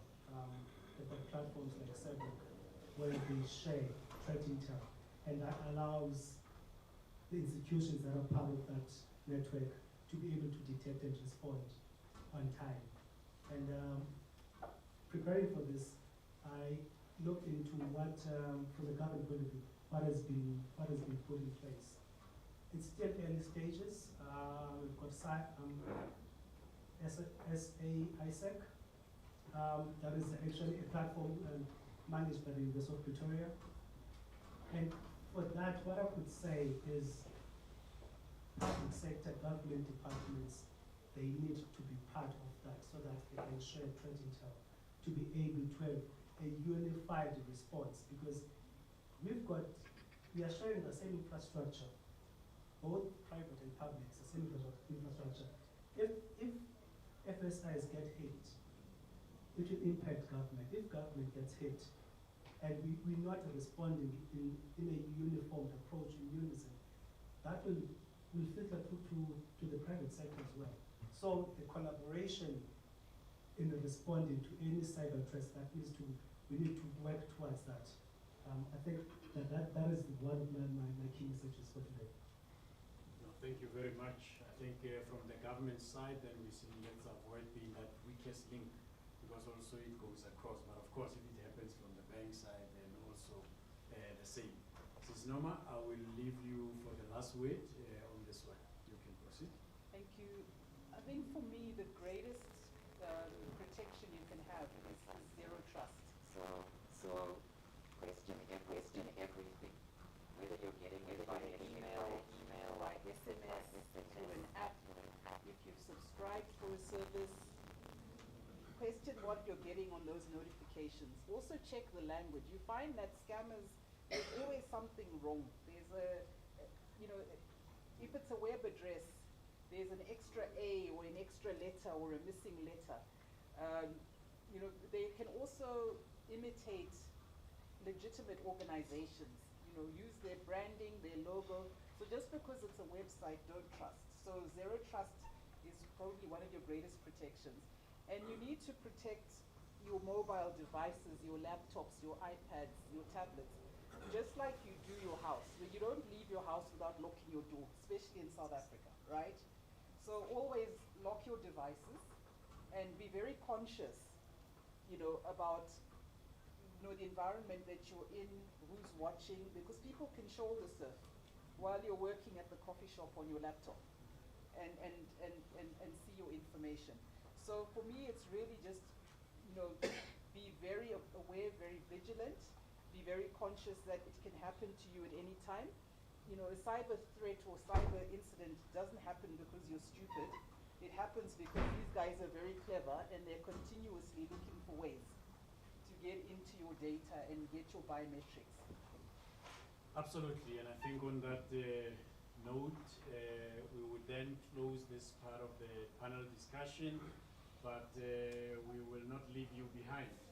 So we will invite a comment or two, could be a comment, could be a question from the panelists here, and we can then deal with that before we shift gears to the next and the last panel. So we are open.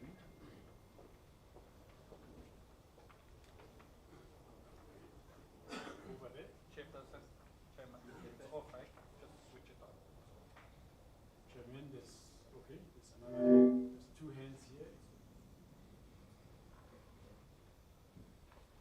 I have a question around with the growing regulation that powers South Africa and the backbone of governance. how do we plan to accelerate cyber resilience without slowing down innovation? Absolutely, very, very important question. I think we will take that. Do we go for the other questions, or maybe we want to take that so that then, yeah, maybe let's take that one. Who of my panelists would want to take on that one? It's also about, you know, when you are getting too over-regulated and then you stifle innovation. You know, these things always go together. So, you know. Thank you for that question. I think the easiest way to do it is to be continuously in motion, basically. You can't stop innovation from happening by deploying very strict regulatory compliance. What you need to do is take what you currently know, build it into a model, and as that, and I think it comes back to how flexible you can be, okay? Because as you build out that model needs to be flexible enough to take on change, because we're never gonna get across understanding cyber threats in one go. It's a continuous journey, like the chairperson said. It is a journey that needs to be addressed, continuously addressed actually, so that we're always covered. Thank you. Thank you very much for that. It is a journey continuously, and it is not a destination. I think we, yes? Yes. Thank you, colleagues. I think that was a really scintillating conversation. Thank you for the pause of appreciate. My name is Dr. Namande Ngola, and you know, as you were talking, I mean, I used to head up the cybersecurity business unit at IBM, dealing with the banks in particular. And what I found interesting was that the sales pitch was actually always about compliance when it came to cybersecurity. It was always seen as a grudge purchase. It was always we're making the investment just in case. And so the difficulty always was building that business case to say, how do we help our customers, especially at a BU level when you have a federated IT budget, to build a sound business case with commercials when all you're really doing is mitigating a what-if risk. That's difficult to quantify, that's number one. And I think my second question really hinges on the issue of board literacy. I think at a board level, and the same is true with innovation and digital transformation, you know, it's so difficult to have a discussion about tech and tech enabling business when you don't have a fundamental technological understanding of the tools that you can utilize and leverage as a business to help you. So board literacy when it comes to cybersecurity, you know, when you talk about SOC and XDRs, NDRs, which frameworks to use, and not having an over-reliance on a CISO. How do you advise you do that at a board level? Because that literacy for me is so critical, and I feel like it's always reserved for the technocrats in the room and not seen as something that everybody needs to have at least a baseline understanding of. So yeah, thanks. Those are my two questions. All right. Thank you so very much for that. I think you would want to touch on that, Ms. Noma. I'll take the first question around building the business case. And this is the lived reality for those of us that work in banking and experience this federated model and the issue of budgets.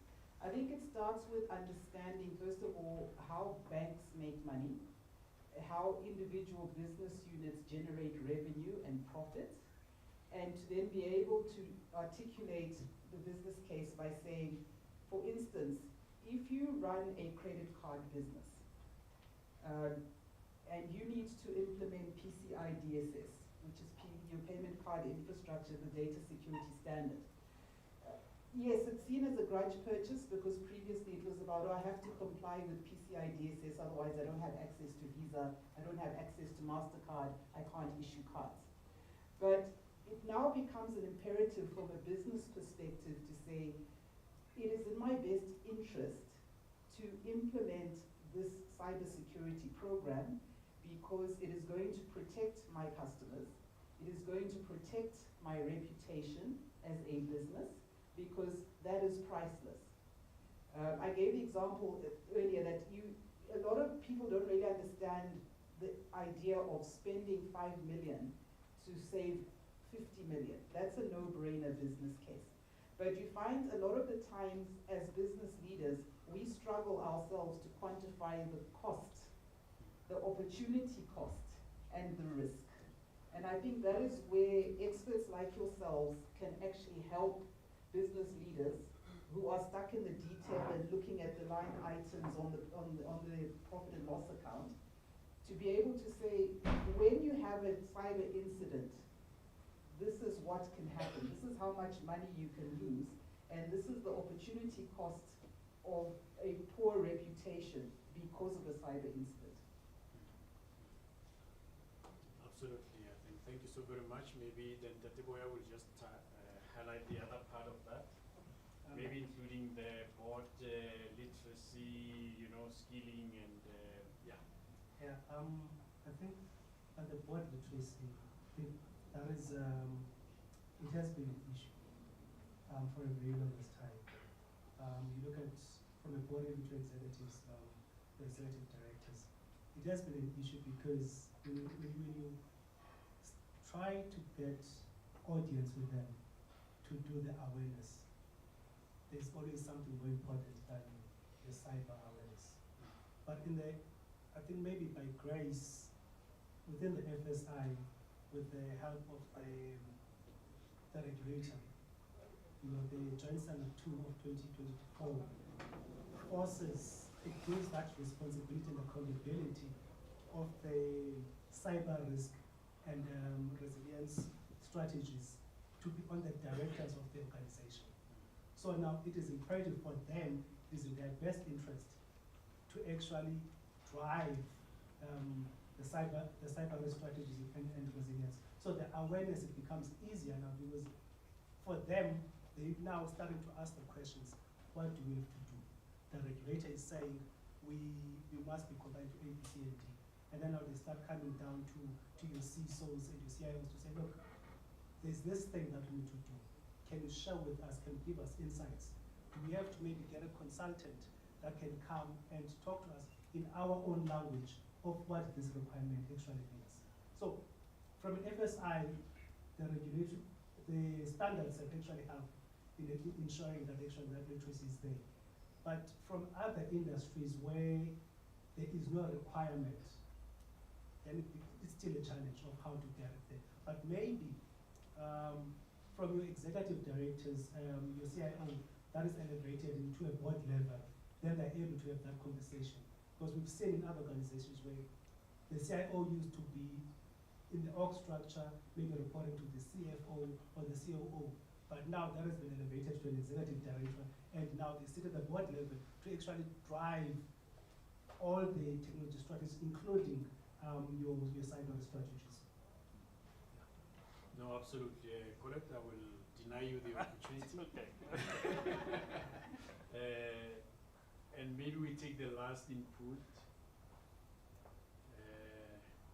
Are you violently opposed to not? Okay, let's take that one and then let's see how it goes. I'm just now worried about time. If we finish this at 6, it means we will finish the next panel by 6:30.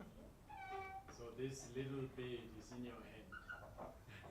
Okay. No, thank you, moderator, and good afternoon, colleagues. A great appreciation to the speakers for an innovative conversation that has taken place. Mine is mostly, firstly, Duduzin Ledger from a Table municipality. Given the context of South Africa's increased cyber threat, there is an element that seems to be lacking in probably, the way that we're becoming more and more resilient, but the element of cyber insurance. Now, is there any strategies that both public sector and private sector, from a PPP perspective, that we can collaborate upon to build a cyber insurance ecosystem within our country?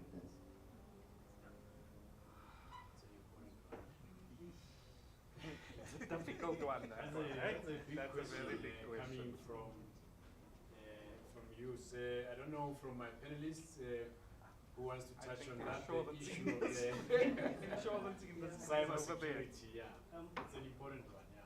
Cyber insurance. Cyber insurance. It's very important. I agree with you. the corporate sector, they've been on that journey. They've got cyber insurance. Most of the big corporates, they've got cyber insurance from international insurance companies. South African insurance companies, they do offer cyber insurance currently. But I think your question on the triple P when it comes to cyber insurance, it's something that that is to be taken at a regulatory level. It can be taken to the Reserve Bank or to FSCA on expanding SASRIA to include cyber insurance.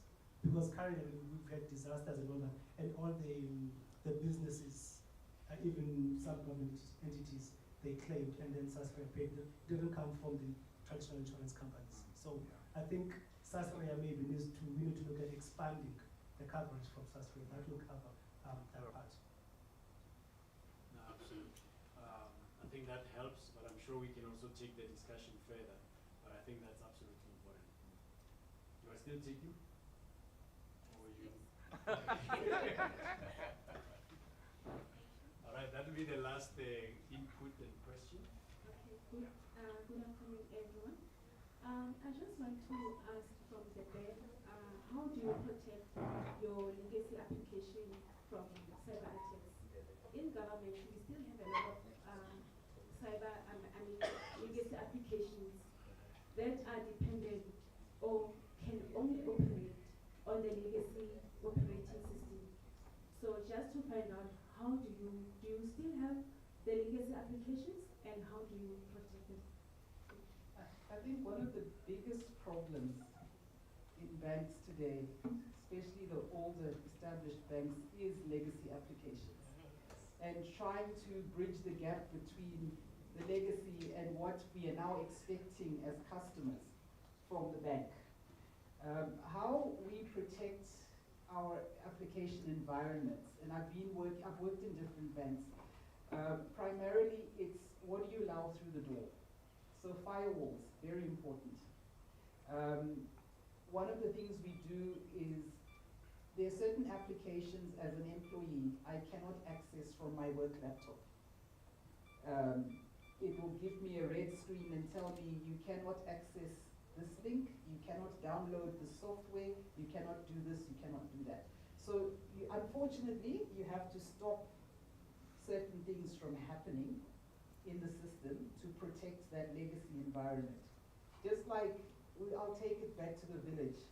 If you have goats, you need to keep them fenced. Otherwise, if they go outside the fence, the jackals will get them.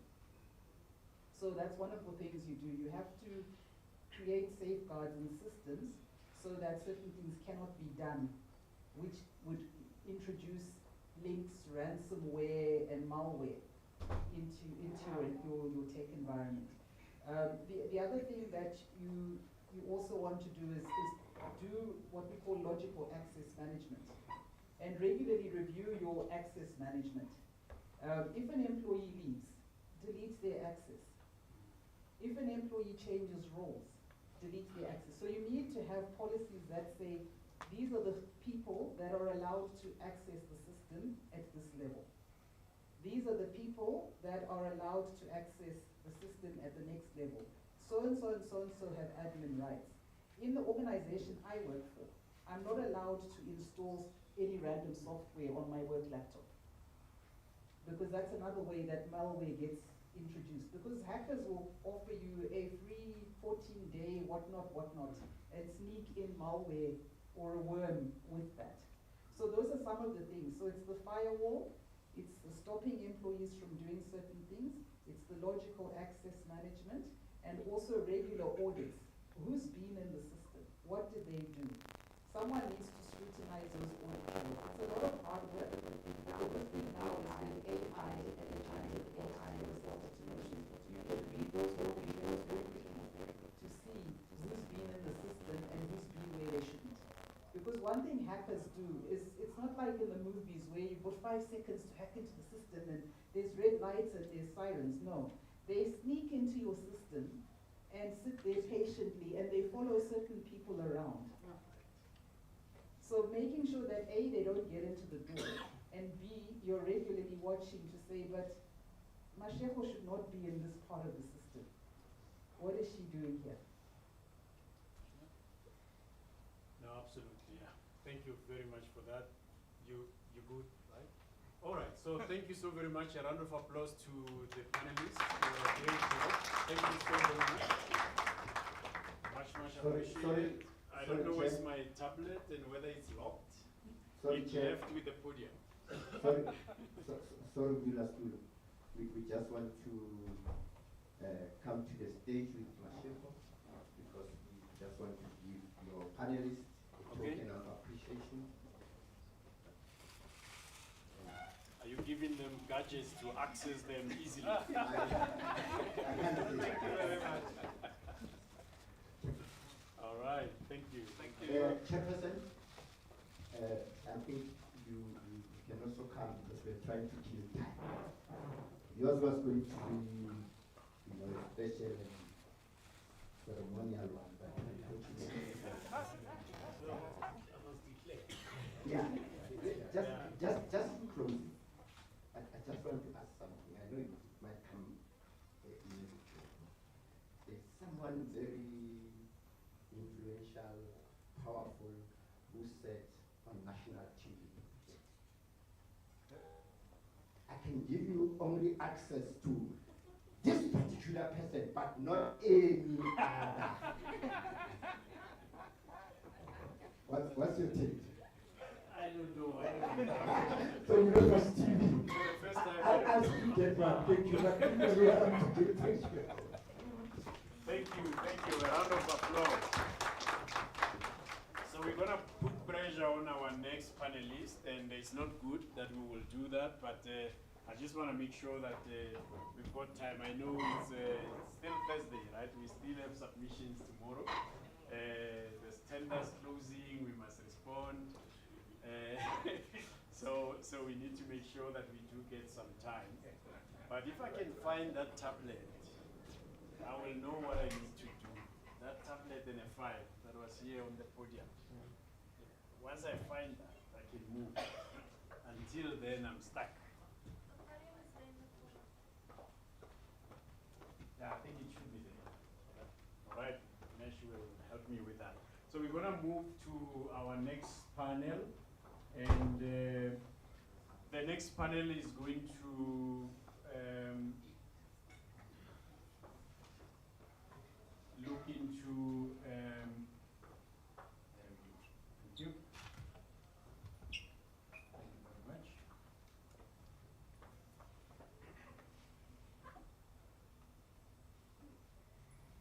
So the next, So the next panel is going to look into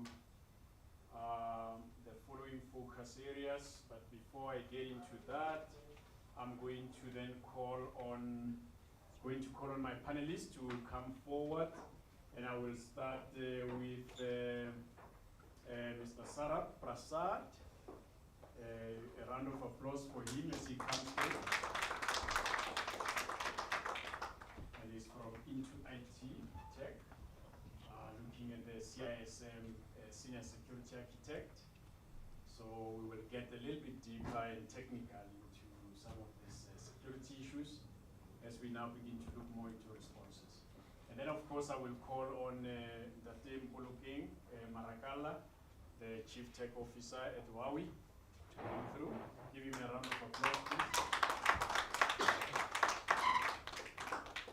And then I will then call on Date Tato Mudisi.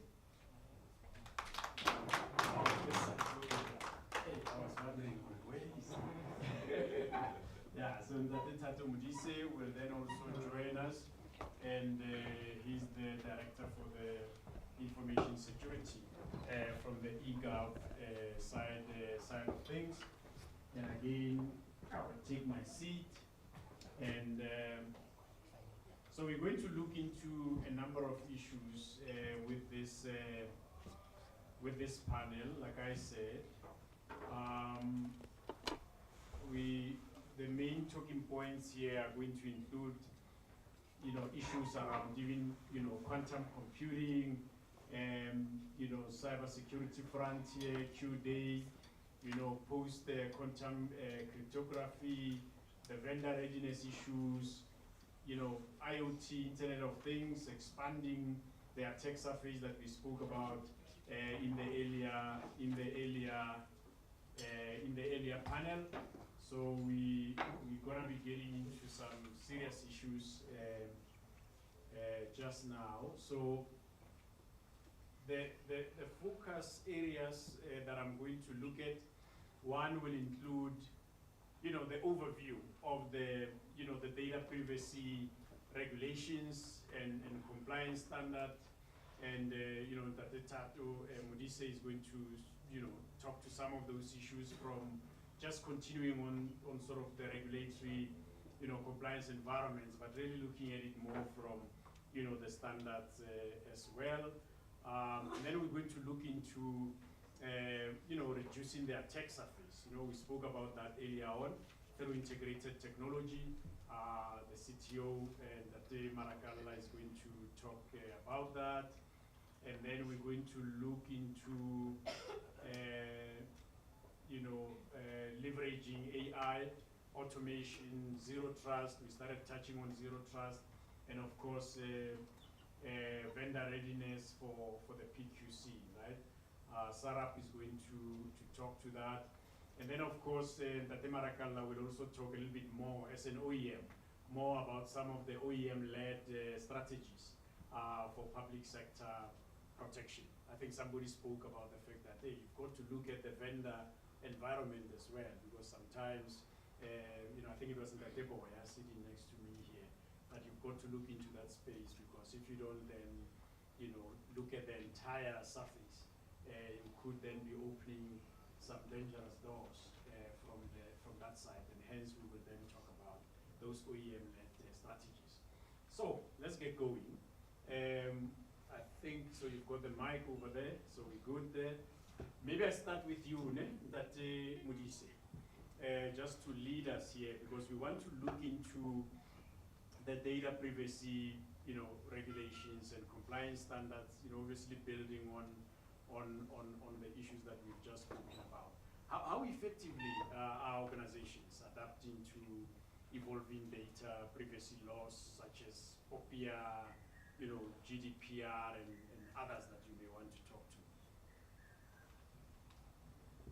Thank you very much, Chair. And thank you very much to the chairman as well, and also to the chairperson of In2IT for the opportunity.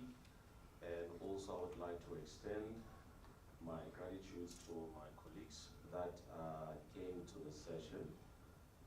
Chairperson, one of the main things that I think is well known but not understood, it's one of the acts that we hold so dear, which is called POPIA. There was a journal that was conducted this year by the Information Systems, I think it is volume 16, which says 92% of websites in South Africa, they are compliant to privacy clause.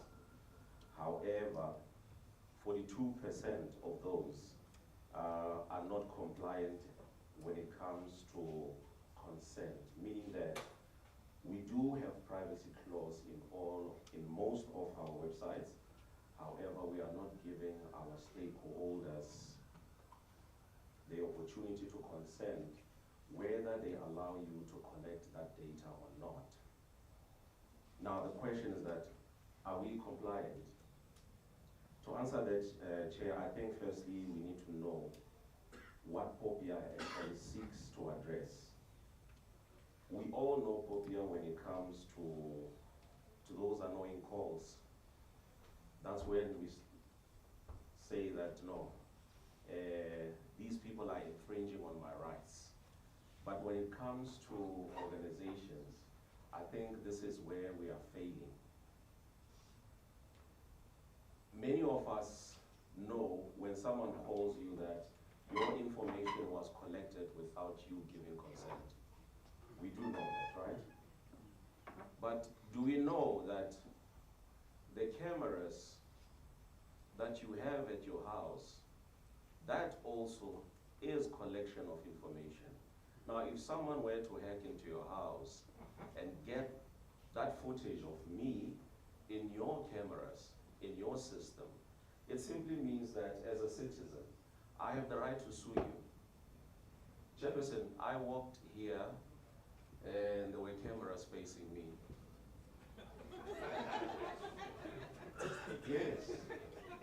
However, one thing that was lacking was the fact that I did not see any sign that says that by you walking into this place, you are giving consent for us to capture your information, store it, and use it for whatever intended purposes. And that is something that is very lacking with many institutions. As professionals, we know very well that you have been infringed if you get a call from Cell C asking you to buy a cell phone, right? Isn't that true, colleagues? Of course. But when it comes to such, we are ill-informed, if I can put it like that. As organizations also as well, it has also been proven that we are failing when it comes to notifying our stakeholders that we are collecting information. Many of the forms that we sign at entrances, they say nothing about POPIA. And yet you are collecting my ID, you are collecting my cell phone, you are collecting all this information that you are going to store. And if that information for some reason is leaked and that paper is clear to me that I signed this at In2IT's offices, I reserve the right to take you to court because my information was leaked at your premises.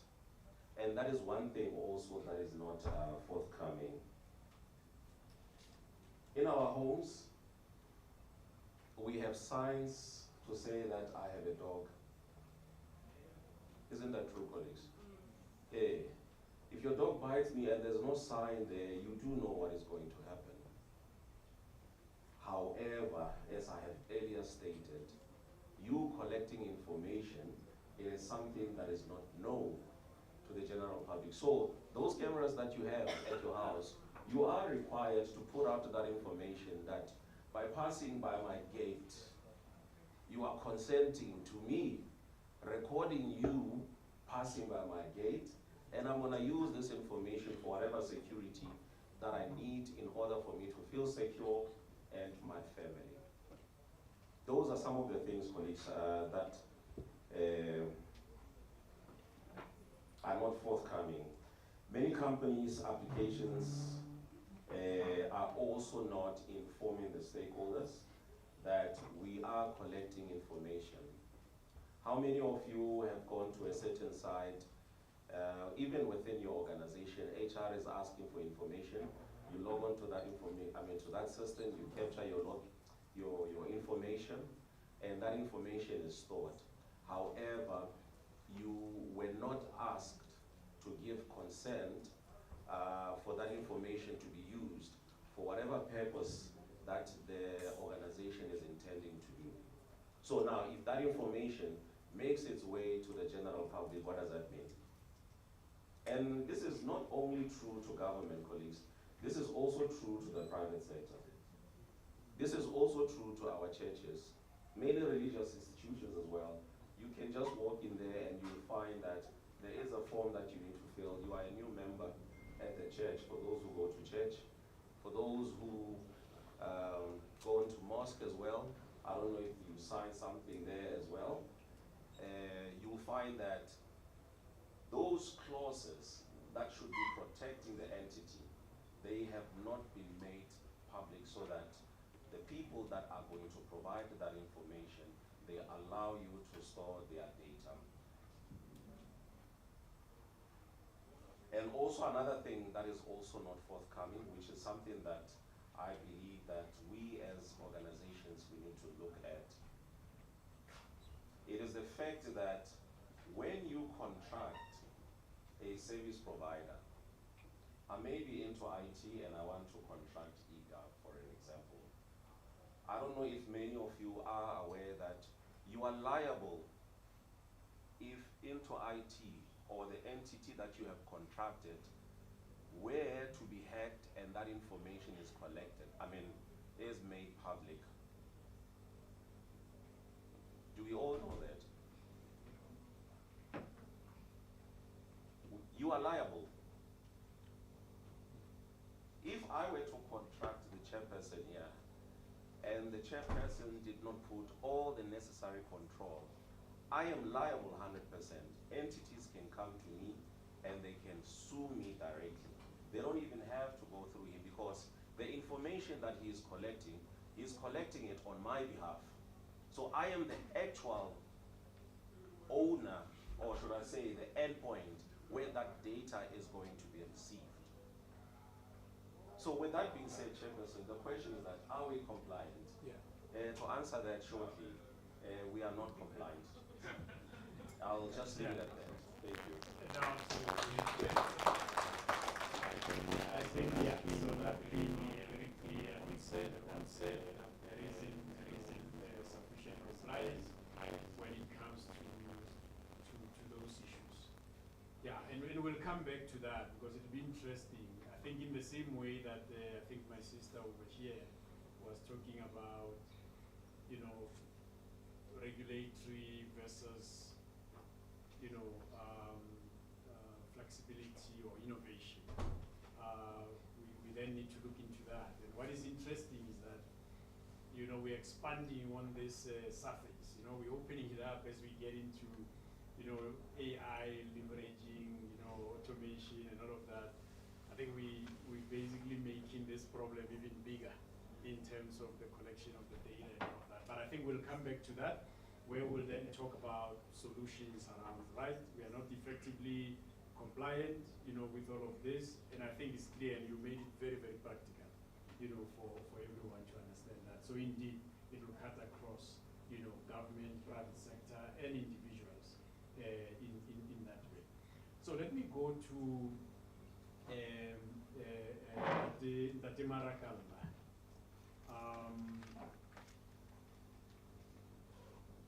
To talk now about, the reducing this attack surfaces through integrated technology. So how can these integrated platforms help reduce complexity and minimize vulnerabilities within the IT environment at the Marakalba? Thank you very much, Chair. Before I get to answer your question, I'd like to talk about the pain points first that can lead to the complexity in regards to maximizing your vulnerabilities, not minimizing, right? Because these are the pain points. Yeah. Firstly is that you find that within private sector and within government institutions, we have cyber systems, right? Each and every solution that is within the environment has its own management platform, has its own security. What does that mean? It means that we are creating gaps within the environment. Why? Because these systems do not talk to one another. The systems do not share the same intelligence. The systems do not share the same security, knowledge, and intelligence, meaning that it creates gaps for threats to enter your environment, right? Now, we need to make sure that we provide a system, an integrated system that is able to view, monitor, and secure the entire environment, right? If you implement a security solution at your endpoint, it should be able to talk to your network environment. If you're implementing a solution in your cloud environment, it should be able to communicate with the firewall at your network environment. Meaning that whenever you block a threat in the cloud, it is automatically blocked everywhere within the environment. That is how integrated solutions work. That is how, if you have a single pane of glass for your management system, for your security, you are able to minimize that threat surface within your environment. And I'll also want to talk about being reactive and being proactive, right? The systems that we currently have in place, you find that they are reactive instead of proactive. You will need a human being, a user, to actually block a threat within the environment instead of utilizing automation or artificial intelligence that can be able to rapidly block a threat without user interaction. Now that reduces the security threat surface, because now instead of now a human being monitoring it and then investigating if this is a threat or not, with automation and artificial intelligence, it does it on your behalf, meaning that you have the flexibility of blocking a threat more faster, more quickly, and you know that definitely there is a threat. Unlike a human being, they can block critical traffic. There is not a threat. So thank you. Very, very interesting. I'm reminded of the question my sister raised here earlier about legacy systems and obviously opening up, with APIs and so on, almost expanding the threat surface. Because if you look into,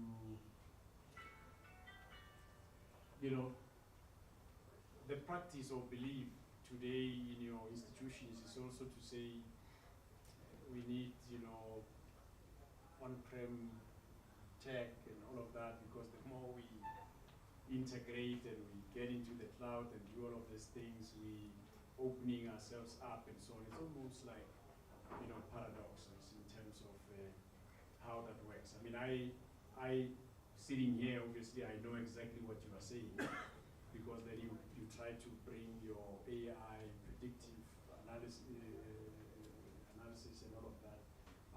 You can do things. You can. I think earlier on they were talking about the future proof, right? And all of that. So you begin to bring some of these things. But I think I'm not sure how best we drive that point home. That says the more digitally complex you become, that actually you can be also simultaneously, a little bit more protected and all of that, or you can protect yourself better. I know, I'm getting out of the track here, but I just thought somebody somewhere is probably thinking about that and saying, how do we do this? Even for the infrastructure, right? Your networks, you go to software defined. Every time you add some software or digital, you kind of like, in a layman's land, it's like you're opening up, and so you need more protection. But then also we are saying, hey, yes, we open up, we're actually getting more protected. So maybe if we can just explain that paradox. So look at it this way, right? Right now we talk about simplified and automated networks, right? Now, how does simplification work is that, like you said, that the more you add configurations, the more you add policies within your environment, these policies that you're adding in the long run will contradict themselves, right?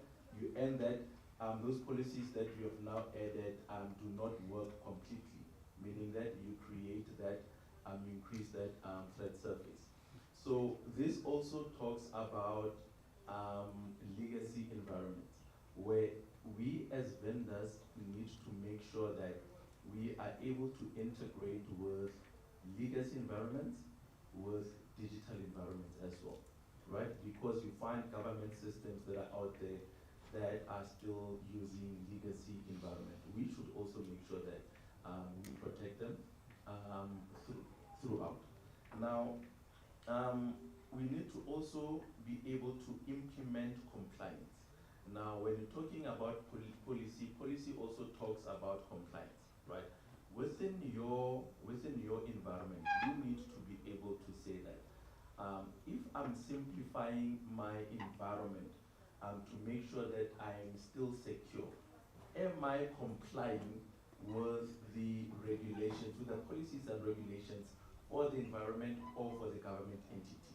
We cannot just say that because if we add on more policies within the environment, we are going to create issues. We still need to comply with the security regulations for the entity themselves. So whatever we do to simplify the environment, we need to make sure that we comply. Simplifying the environment simply means that it becomes easier for you to manage your environment, to monitor your environment, and to detect, find and detect and respond to threats more quickly. We now are talking, earlier on I spoke about being proactive and reactive. Security solutions right now needs to happen in real time, right? It needs to detect a threat and it needs to be able to respond to a threat in real time. And then from there, you as a user can be able to go and look at the security report and say, what was transpiring within my environment at any given point without you interfering with the system. Thank you. Thank you so very much. Very, very clear. Appreciate it. So let me get Sarah to help me complicate this thing further. So Sarah, you know, we're looking at leveraging AI, automation, you know, that Marakala is talking to, of course, there's elements of zero trust and vendor readiness.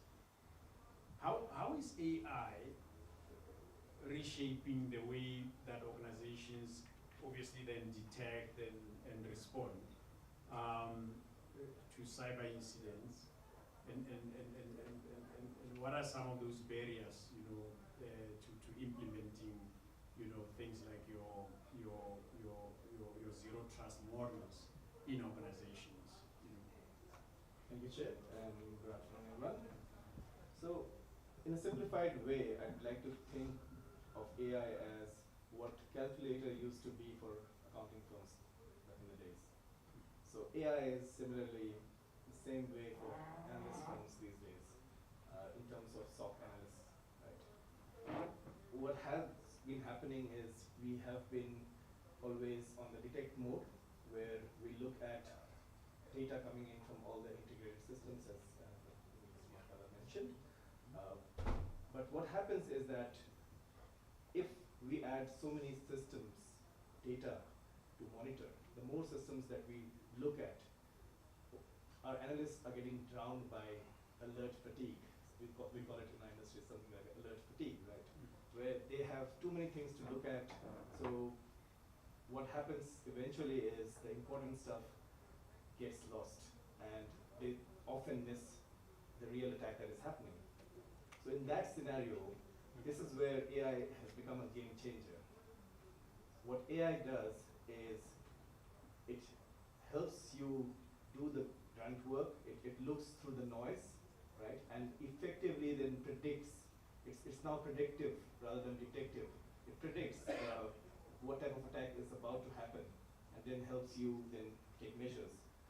Real life example I've seen in certain scenarios where an AI was able to detect that, okay, someone was logging in to a system from 2 different countries around the same time, which manually, if you had to go through the logs, you might have missed it. And it makes sense that this is definitely an attack, which then the AI generated that alert, which helped the analysts to then do further investigation and stop that kind of attacks, right? So these are the things that, you know, some of the things that AI has really helped us. So I'd like to mention that we should look at AI as a tool, and in the same way, AI should not be considered that something that will replace humans, because in the end, the humans are the ones that have to make decisions.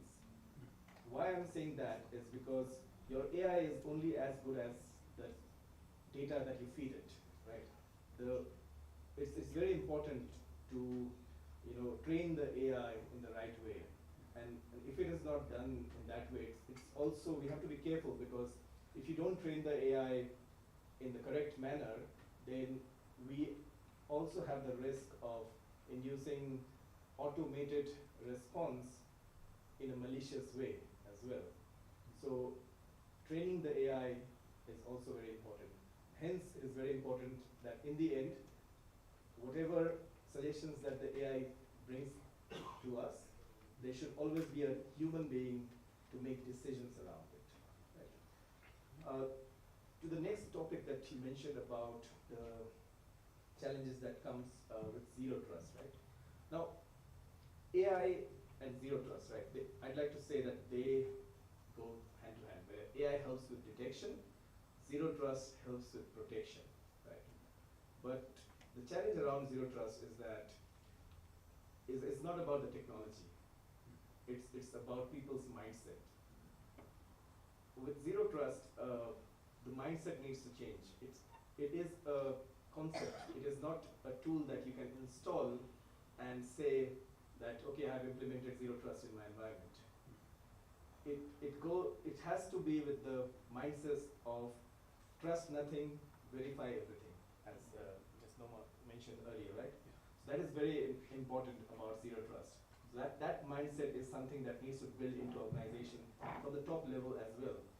Most often I'm seeing organizations are looking at zero trust as IT projects, where they'll think of it as a advanced firewall or a fancy firewall kind of tool where someone installs a zero trust capable solution, and then they'll say that, okay, now we have zero trust.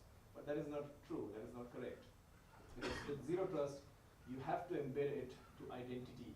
You have to embed it to verify who is using and what are they using in the organization, right? So it has to be embedded with the identity. Now, with that comes another challenge, is because a lot of legacy systems, they do not work together with modern identity access management systems. It's difficult to then implement zero trust completely, right? So these are some of the challenges that I'm seeing with zero trust implementation, especially with legacy systems. But it doesn't stop there. Now, in terms of technology, we can say that's the challenge. But in terms of, again, people and business context, there's another challenge. Because to implement zero trust, organizations need to understand what the business or applications are doing, what they are talking to, who they are talking to. And that requires a lot of collaboration, right? And often I'm seeing that zero trust projects are now just seen as an IT project, but to make it successful, the business needs to also come on board. Because in the end, who are we protecting? We are protecting the business. We are enabling the business, right? So that's some kind of challenge that I'm also seeing when organizations try to deploy zero trust in their environments. Thank you so very much, Sarah, for really simplifying this whole thing with the AI. Yeah, and we're looking at AI and aligning it to simplifying, whereas I guess generally people would look at that more from complex. But I think both of you have kind of really educated us about AI and the detection component, and then zero trust from the the response side of it, but also that it's not about technology, right? It's really everything, and I think stuff that we've spoken about earlier as well, to say these things must cut across the whole organization and so forth. So thank you very much for that. We will come back to that in a minute. And I'm thinking here, maybe I go back to Tate Marakan. Maybe start touching on this OEM-led strategies, because some of these things that we were talking about, it's also about, what the public sector, what the government, clients seem to believe in, which is that, the more legacy, the more on-prem, the more you're safer in that way. Which is the point that I think you've clarified, right? And I think we've learned a lot from that. But how can OEMs better align, your cybersecurity solutions with the needs and realities of public sector operations? And that is why I started with that sort of analogy in terms of understanding of the issues between perhaps the OEM world and the government or public sector world. How do we make sure that these responses are well understood by our clients and that there is that alignment? Because you are seen to be leading, and therefore you want to make sure that your clients are not left behind, that they are with you, so that there is understanding, because that will then also come back to the point that MDC was talking to earlier on as well. Maybe over to you on that, Marga. Well, thank you very much, Chair. I'd like to start off by saying that for us to have a strategy with the public sector, there should be a partnership between private sector and public sector, right? Why am I saying this? It's because the private sector is the one that has to provide the solutions, has to come up with the solutions to ensure that government sectors are secured at all times, right? That's the first point that I want to make. Now, when we're talking about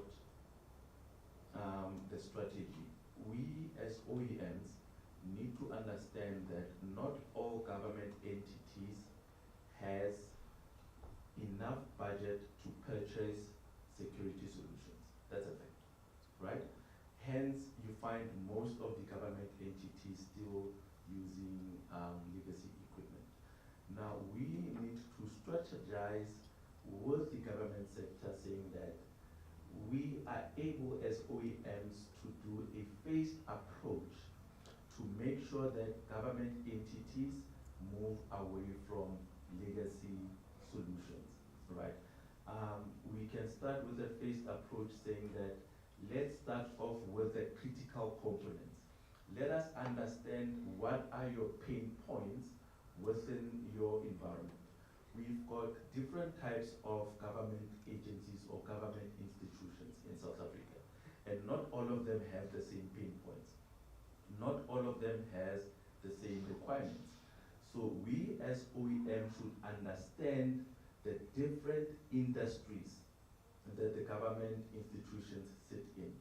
And then from there be able to say, most of these institutions have different pain points. Let's look at how can we address the pain points. We cannot just offer a blanket solution approach to every government entity. Those solutions won't work. So once you understand the pain points, once you understand the requirements, then we as OEMs are able to say, let's work together to address the pain points. Let's work together to make sure that even though you do not afford the entire solution, we go for it at a phased approach, and we need to be cost effective. We need to make sure that whatever solution that we provide to government entities are cost effective. Because we work with budgets. We know that within our budgets, there is IT, there is maintenance, there is ICT on its own, there is payroll and all that. And with the money that we have, it cannot be able to sustain everything that we want within our network. So hence we say that we need to make sure that the solutions that we provide are cost effective. And lastly, we need to make sure that the solutions that we provide to the government entities as private sectors are scalable. Why? Because we've got government entities that are continuously growing, that are continuously adding systems, devices, users, data within their environment. Now we need to make sure that the system that I provide you today can be scalable tomorrow. The system that I put in today, when you look back 2 years, into 2 years, it should still be able to cater for the growth that the institution has. Not that after a month or after a year, when you are now growing, you come back to me and say that, you know, my system is slow. My security system does not work efficiently like before. Then I tell you, oh no, it's because you now need to purchase additional solution to make sure that everything is catered for within the environment. So we as OEMs need to make sure that we provide those scalable solutions. Sure, yeah, no, that is good, absolutely. Thank you very much for that. Just to bring about that alignment, and I think you've really touched on very, very crucial and critical issues in terms of you know, understanding the pain points and being able to resolve them in a manner that you know, makes sense to the parties. And maybe I come back to you then, on that, and I want you to maybe look at it. You know, you've spoken about the inefficiencies in you know, organizations to adapt to all this evolving, you know, privacy laws and so forth, which is great. Now we've heard, you know, the largely tech side of that and what's happening, the various things that are coming together there. I think the question then becomes, having heard all of that, what then are some of the challenges that still remain, in your view, in harmonizing, you know, this compliance across the sectors, while still enabling innovation? And I think it goes back to the question that was raised in the first round by my sister over there, to say we don't want to stifle innovation by trying to be compliant. It shouldn't be like that. So what challenges do you think, in your understanding, still remain in being able to harmonize this whole compliance issues? All right. I think what is very critical is for government entities, firstly, to identify areas of non-compliance. We need to know exactly the areas in which we are failing. We need to document them. We need to make sure that they formulate part of our risk registers. And I'm very happy to hear from my partner here who said that we need to design solutions that are going to be scalable, and also bear in mind that not every government department can be able to afford to procure those services because of budget constraints. I think that's also one of our biggest pain points. So bearing in mind that these do exist, designing technologies, for an example, that will cater for those who can afford here is also very key. Standard products, I think others are called professionals. You have also executives and all elites. Making these available for us, it means that in your strategies, also in your thinking, you are aware of what is actually paining the public sector, meaning whatever that you are doing it with the mind that this will cater for the public sector to be able to meet a specific demand of compliance. Obviously, with different packages, we are able to comply to a certain extent. There are those that you can provision that allows us to be able to be fully compliant.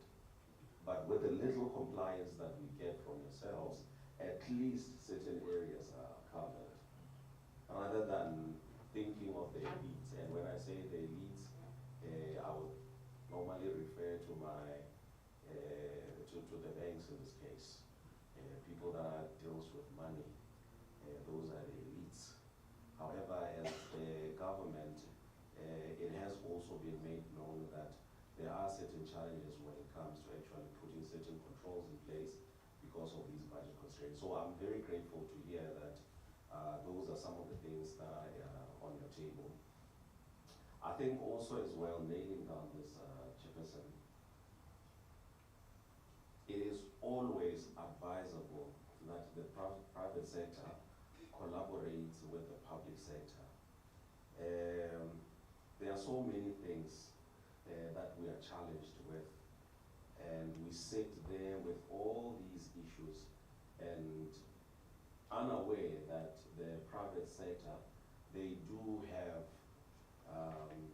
technical experts who will be able to then assist in managing or even mitigating those. So from what has been said here, I am glad to be part of this conversation, and I'm glad to hear that the public sector is also mindful of us as government. Yes, yes, Chairperson. Thank you. No, absolutely. Thank you very much for that. I think it's important. It's always important to find harmony between the private sector and the public sector. I think you know that becomes very key. And I think we have seen, you know, in environments where there is a very close partnership and collaboration between the two, that actually those countries are doing very, very well. You know, there's many examples out there that we can look at, and we should aspire to be those. So thank you very much for that. I think as we now move towards closing, you know, I want to touch on this issue. Sarah, I'm seeing you as a person that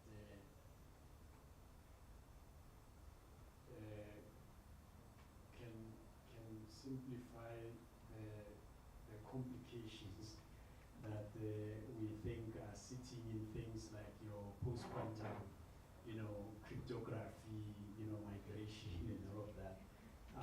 And I want us to bring it down. I think you've done very well in simplifying, you know, the leveraging of AI, automation, zero trust, you know, the issues around vendor readiness. So let's get into this one as well. So how can vendors, you know, like Huawei here and others, how can we,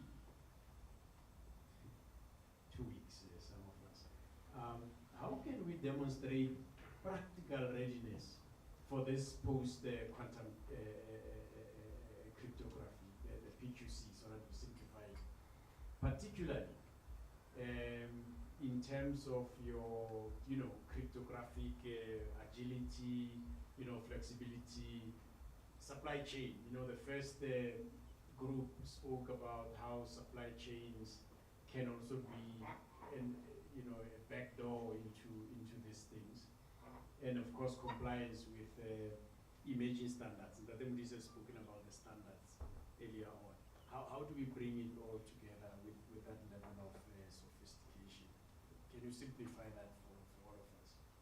Thank you. I'll try. Before I get to the vendor part, like how vendors need to jump on board this post-quantum cryptography train, just want to share this with everyone about cryptography, right, in general. So we all know that encryption is the basis of foundation of security, cybersecurity at the moment, right? Now, the very fact of encryption is under threat by quantum computers. What's happening is it has become so advanced that if you use a quantum computer, you can break those difficult encryption algorithms that are currently the basis of securing everything that we know at the moment, in present. So this sounds like a futuristic thing, right? I mean, previously we knew that, you know, algorithms like RSA or AES, whatever we are using, it would take millions of years for attackers to, you know, try and decrypt through traditional methods. But now that time frame, by using quantum computers, has shortened. You know, it's now within a few days or even hours using quantum computers, they can decrypt, has been proven. And someone can ask, like, if you're an enthusiast about quantum computers, right? So they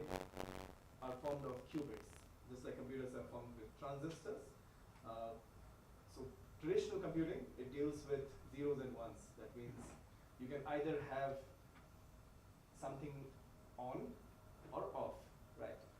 The concept of quantum computing is you can have everything happen at the same time. So it can then calculate all those possibilities that was required to decrypt these algorithms, traditional algorithms, at the same time. So that's the level of threat that the cybersecurity world in general is facing at the moment. And this threat is not about a distant future, it's right now. I was reading earlier where they're saying earlier this year, it was estimated that the day, that is, the day when a quantum computer is expected to actually break the RSA algorithm was 2032, but now in July, it's 2030. So it's reduced. So now, I mean, because of advancements happening so quickly in this area, it is really scary, right? So what do we do about it now, right? That's the important question. So rather than waiting for when it happens, we have to start being prepared about it from the get-go, from even now. And that's what needs to apply to vendors as well. Because the vendors, if they lag behind in adopting post-quantum cryptography, if they lag behind in that readiness of when this happens, they will become that weak link in their customer's ecosystem. Because if that's what it is, right? If your weakest link is the one that is not secure, right? So vendors need to look at adopting these modern encryption algorithms. I'm not saying that there are no solutions. Organizations like NIST have already worked on modern algorithms that seem to be quantum proof, right? So there are algorithms out there. It's just a matter of adopting them, right? So just from a perspective of vendors, they need to start looking at these frameworks. NIST has applied the new frameworks 203, 204, and 205, which talk about modern encryption algorithms. So vendors need to start applying that. And the talk about ecosystem, Papani spoke about the ecosystem of supply chain. So similarly, in this case as well, the vendors need to also apply this in the ecosystem. So they need to have that readiness, not just for themselves, but also in their software bill of materials, also for their suppliers. They need to make sure that their suppliers are also getting quantum ready, right? So all of these things are important. So in my understanding, everyone needs to work together towards that preparedness for when a quantum computer is about to break encryption, right? And we should all work together. There are algorithms in place. It's a matter of adaptability. And it's not going to happen at once. It will take time, but rather sooner than later. So everyone needs to start thinking about this, start working towards it from a vendor perspective and from an organization perspective as well. That sounds so apocalyptic. That reminds me of, what was this thing? Year 2000. Yeah, that, that we've got to be ready, the world is coming to an end. But now that we know things like COVID, we know year 2000 is something, right? No, thank you so very much. And I think, yeah, for me, you've indeed simplified that, because when I'm looking at PQC, I'm thinking, yo, what is this? But I think and I hope that the audience also got you, because I think you've really simplified it to say the current, encryption, approaches, algorithms and all of that, they need to be able to stand the time, especially with quantum computing, because it's coming up with all of these things. So we've got to be ready. So that is absolutely enlightening for me. So thank you very much for that, and I'm hoping the audience also got that.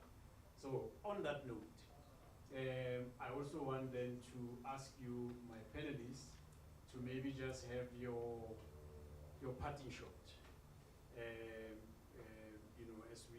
we close. Just have your quick parting shot, and then we'll open up for a question or two or three from the audience, and then we can wrap up, this part of the discussion, hopefully still before 7. So I don't know who wants to start. Since you've got the mic, maybe you want to start there. Yeah. Sure. Okay. So I'd like to say that in the end, it's all about staying ready. Right? Readiness is important. We've seen that AI helps us see threats faster, right?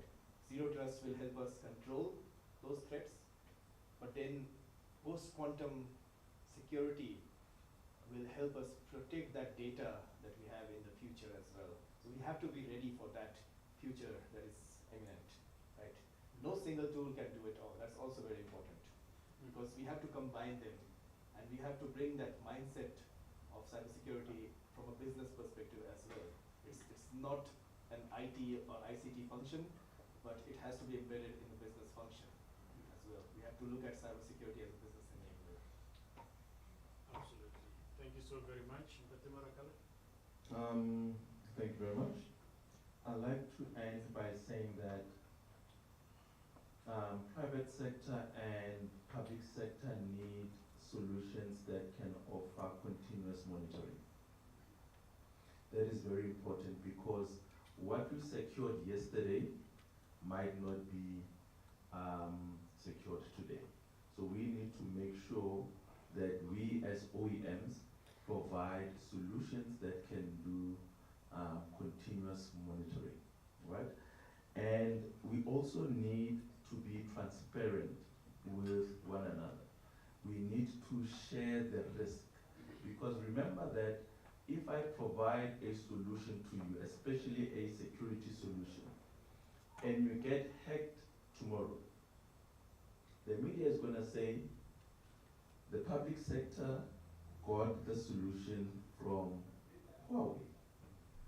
So this is a shared responsibility, saying that the solution that I'm providing to the public sector is able to cater for all security needs that will also talk to compliance, right? And we also need to make sure that the relationships that we build between public sector and private sector, they are not short-term. They are a long-term relationship. Why?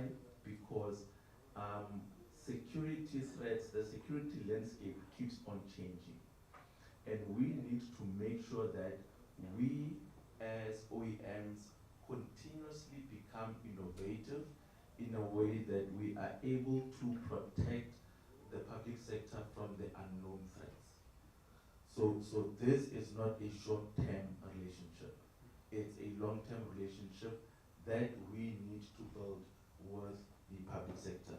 And lastly, I'd like to say that we as OEMs, I'm not talking about Huawei only, but we need to make sure that we provide the necessary training to the public sector and to the private sector when providing new innovative solutions to them. Because you find that they still have legacy solutions. They do not know how to operate the new digital and intelligent automated solutions. So it is our responsibility to make sure that we provide sufficient training to the public sector to make sure that they are able to utilize the solution that we have provided to them. Thank you. Thank you. Thank you so very much. Last week. Thank you, Chair. I think this is very low. Can I take this one? Thank you very much, Chair. I think as a public sector, it is always key that we know all the areas of compliance. If you work in the cybersecurity space, you need to know all the legislations, all the acts, all the frameworks that you need to comply with. It has always been a challenge, Chairperson.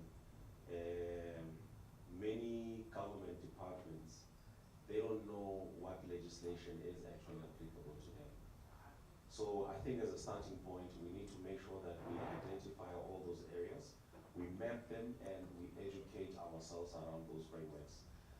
In areas where we do not have skills, it is also very important that those are made clear to management, the areas in which we are falling short for.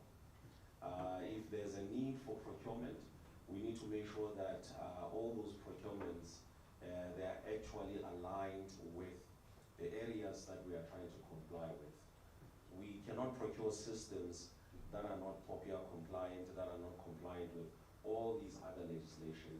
So in our thinking as well, we need to make sure that we get transformed. We do not follow the old way of doing things. I have a need, therefore it doesn't matter who provides it. No, it matters. It matters. You cannot just grab anything. At the end of the day, you need to account. Make sure that you also strategize. You put certain controls in place to make sure that you are able to then mitigate all the issues that you have within the environment. Thank you, Chair. Thank you. Thank you so very much. And I think on that note, thank you so very much to the panelists. I will then open up for at least 2 or 3 comments, questions, if any, anything that hasn't been covered so far in the discussion that we've had, and then we move from there. So my sister over there, any other hands, and then over there, the back. Yeah, you will, yeah, maybe you start with it. Yeah, sorry, Chair. I just want to announce something quickly. I see some people are becoming a bit impatient. We have, after this, which is 10-15 minutes, we have palatables. We've prepared, so please don't leave. We've prepared dinner for our guests. So, thank you, Chair. I'm sorry to. Yeah, no, absolutely. Nourishment is important. Okay. Thanks, it's Prakash Nivedi from the APSA Group, Executive Director for Digital. The question I have is, how do you go about securing at scale for cloud-native environments as well as multi-cloud environments? Thanks. Okay, who wants to take that one? Yeah.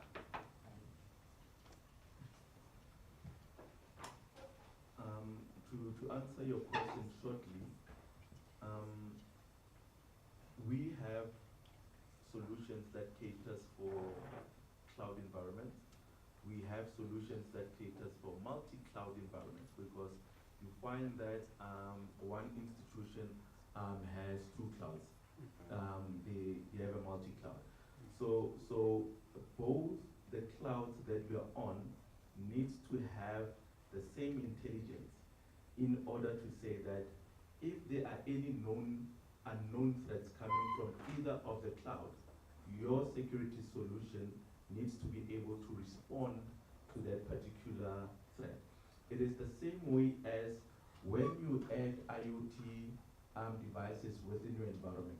You do not say that because I've got a network firewall, I'm secure. I do not need to secure the IoT devices. We need to ensure that we secure all of our perimeters effectively. As you add on different clouds on your environment, you put in securities in measure, whether it's before the cloud or in your premise going to the cloud.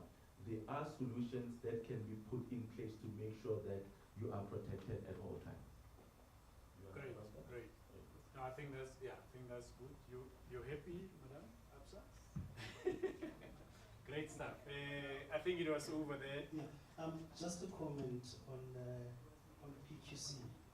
So there is a PQC risk currently where a notion of harvest now, decrypt later. And what I would implore everyone to maybe start thinking about is we need to identify, your data, your PII, and what is the most important data that you have in your organization, whether private or public, so that you can also analyze what cryptographic you've implemented in organizations to assess how strong it is, and also journal all those things so that in time, when it gets to a point where we are post the quantum encryption, we are able to go back and say, we've got that data, we've used this type of encryption on that data that is important, and then we're able now to implement the newer encryption algorithms to that. We don't need to wait until that time so that to start now saying, okay, let's now look at where's our data, which data is more important, what encryption have we implemented. That will be too late. We need to start now to actually journal and assess where we are so that when that time comes, we are able to respond quicker. Absolutely. Readiness, yeah? You want to talk to that? Want to talk to QC? I think that's where Sarah comes in. Thanks for Bani. So just to add on that, this is where, from the vendor perspective, the matter comes is when they are developing these solutions to encrypt that data, right? They have to use agile methods wherein they can then replace the encryption algorithms as and when they start appearing, instead of having to build that from scratch. So that's what some solutions of OEMs need to consider in terms of their development of how they approach the encryption program, right? That's where this notion of harvest now, decrypt later can be handled, because today you have an algorithm that can work, but tomorrow that algorithm will fail. But that doesn't mean that as an OEM, when a new algorithm appears to protect, you take a lot of time. So because of the agile methodology, you can then quickly adapt to the new algorithms. That's what needs to be considered. Great. Thank you very much for that. Was there the last question on that side? Yeah, I'm TK from Postcard. So mine relates both a comment and an observation. So with the advent of digital transformation and innovation, we have seen quite a lot of proliferation in terms of how a network interconnects. Traditionally, we used to have a perimeter firewall, and all your environment, you know your risk appetite. By so doing, you know how to protect what type of controls to put in place.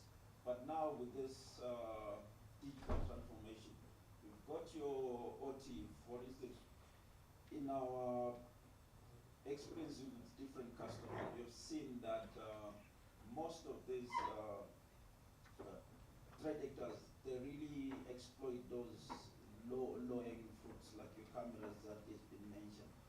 So in light of that, how do you then start off in terms of maybe, let's say, getting the visibility on where your real risk is lying? How do we maybe build on let's say, a strategy when it comes to that? Thank you.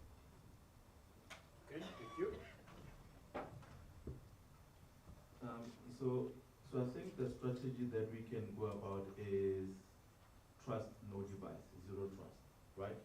That is the first part, because now you are moving away from legacy environment where you trusted your IP phone, for instance. Now we are at a point where we say trust no device, right? So as you put that in place, as you transform your environment to become more digital, you ensure that at each and every point of your network, you have security. You've got endpoint security, you've got cloud security, you've got network security, you've got email security.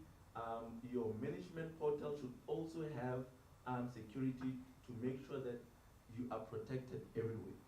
Now, by making sure that you implement zero trust in your system, you are saying that if traffic comes from a camera, right, you do not need to trust the device and the traffic coming from the camera.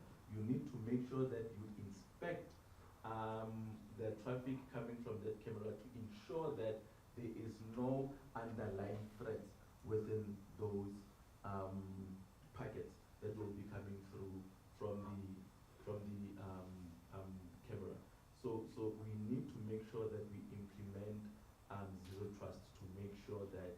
we are able to move swiftly from the legacy to the more digitally environment. I'm not quite too sure if I answered you correctly. 100%. Don't open that window. Don't open that window. So, colleagues, thank you so very much. Thanks to the panel. I think the discussion was very thought-provoking, but also it was very practical in that it spoke to real things. You know, we spoke to issues around compliance, you know, governance, you know, POPIA, other standards and regulatory, you know, issues. We spoke about how OEMs would then be able to collaborate, you know, more private sector and the public sector, you know, partnerships. I think most importantly as well, we really got into the depth of the tech, you know, looking into your post-quantum readiness. Are we good to go? You know, all of those. And I think we've learned a lot as well from the panelists. And I think on that note, I would like that you give them a very resounding sort of applause. Right? And before I perhaps then release my panelists, I want to just make sure that there's a standard. Yeah? We can. Okay, yeah. Okay, so let's make sure that there's a standard, and then we can close this part. But thank you as well from my end to you colleagues for the inputs that you've made. I think very insightful questions as well, but also equally very good responses from the panel. So we really appreciate that. And Chair, I know you will wrap up, you know, just now. But I'm thinking, right, from my end, I'm thinking it might be important that just to make sure that there's continuity and there's value out of this. You know, we've done this last year and a lot of issues came out of that. We've now done this amazing stuff that has come out of this. I think maybe either we start here with Gauteng, but I think this issue of the private sector, public sector, being able to come together in the ways that it has come through here. I think we need to be able to have a way to really get that going. I know that perhaps from the Gauteng side, you know, the principals are not here, but I think the other colleagues are here that have really spoken to the key issues that we should be looking at. And I think if we can maybe start that momentum, that will ensure that perhaps we've got something coming up, you know, tangibly, very quickly as an outcome of this engagement so that it doesn't go to waste. And then we can see how a partnership between us can actually, you know, take us somewhere. But I just wanted to... Yeah, no, thanks, Chair. I think this engagement, maybe next year we must also maybe take it to a university as an example, okay? Because that's where you have students who are about to finish their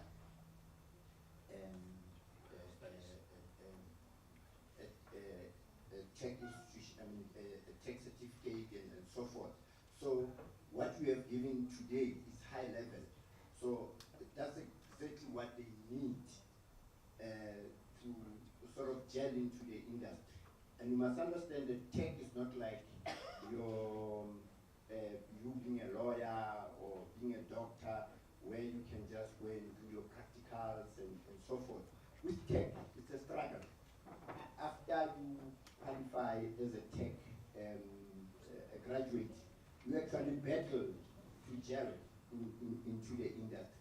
So such engagements, we can actually take them to a university where we call you guys as experts, and then we can invite students, and then we can then engage. Then maybe the third level is also where the chairperson says that we can take this to in a mall and call individuals, so we can build up a big market change and call the grannies and everything.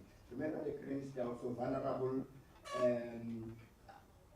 Some of them, they don't actually want the SASSA card because they still feel that there will still be individuals who take money from them. And I think the last one, Chair, which is very critical, is that how do we engage the South African police services into this whole idea of cybersecurity. Because once you lose money through cyber, the bank says go to the police station. You go to the police station, they don't know anything about what happened. They don't even know how to investigate the matter. They just give you an affidavit you sign, and that's it, end of story. So we also need to bring them into this ecosystem so that they can then be able to investigate those scams. Yeah, with that, Chair, thank you very much. I take it as your closing remarks, Chair. Thank you. Yeah, I will then do the honors with Mashimo. Taking token of appreciation. Yeah. Sarah, I don't know if you qualify for this. Does Sarah qualify? No, I don't think so. Yeah, from the chair's desk. Thank you so much. You might have to bring this back on Monday. Thank you. You must declare, by the way. Thank you. Yeah. And then maybe please don't go. Mesh has something else to give. We are trying to kill time, man. If you can just bring.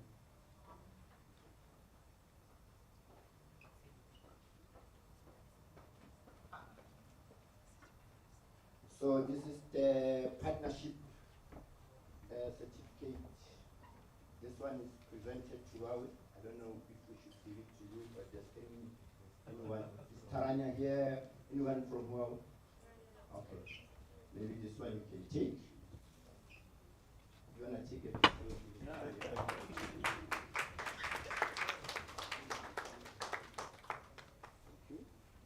And the other one goes to IGA.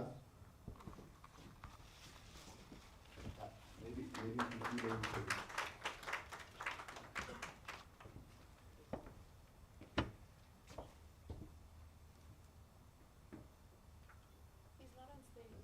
And then maybe the last one we can give you to give it to one of our sponsors.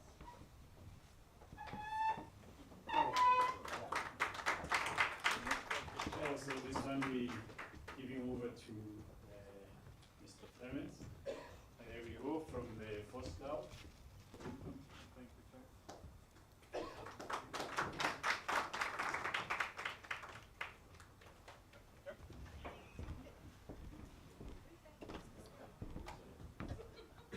Okay, thank you very much. Do I have the right to declare this roundtable closed? Chair? Absolutely. Yeah, thank you very much, Nkukula. Thank you very much, Chairperson. Thank you very much, colleagues, leaders from the bank, government, and so forth. It's now for us to have the entertainment, a few drinks, and have something to eat. I thank you.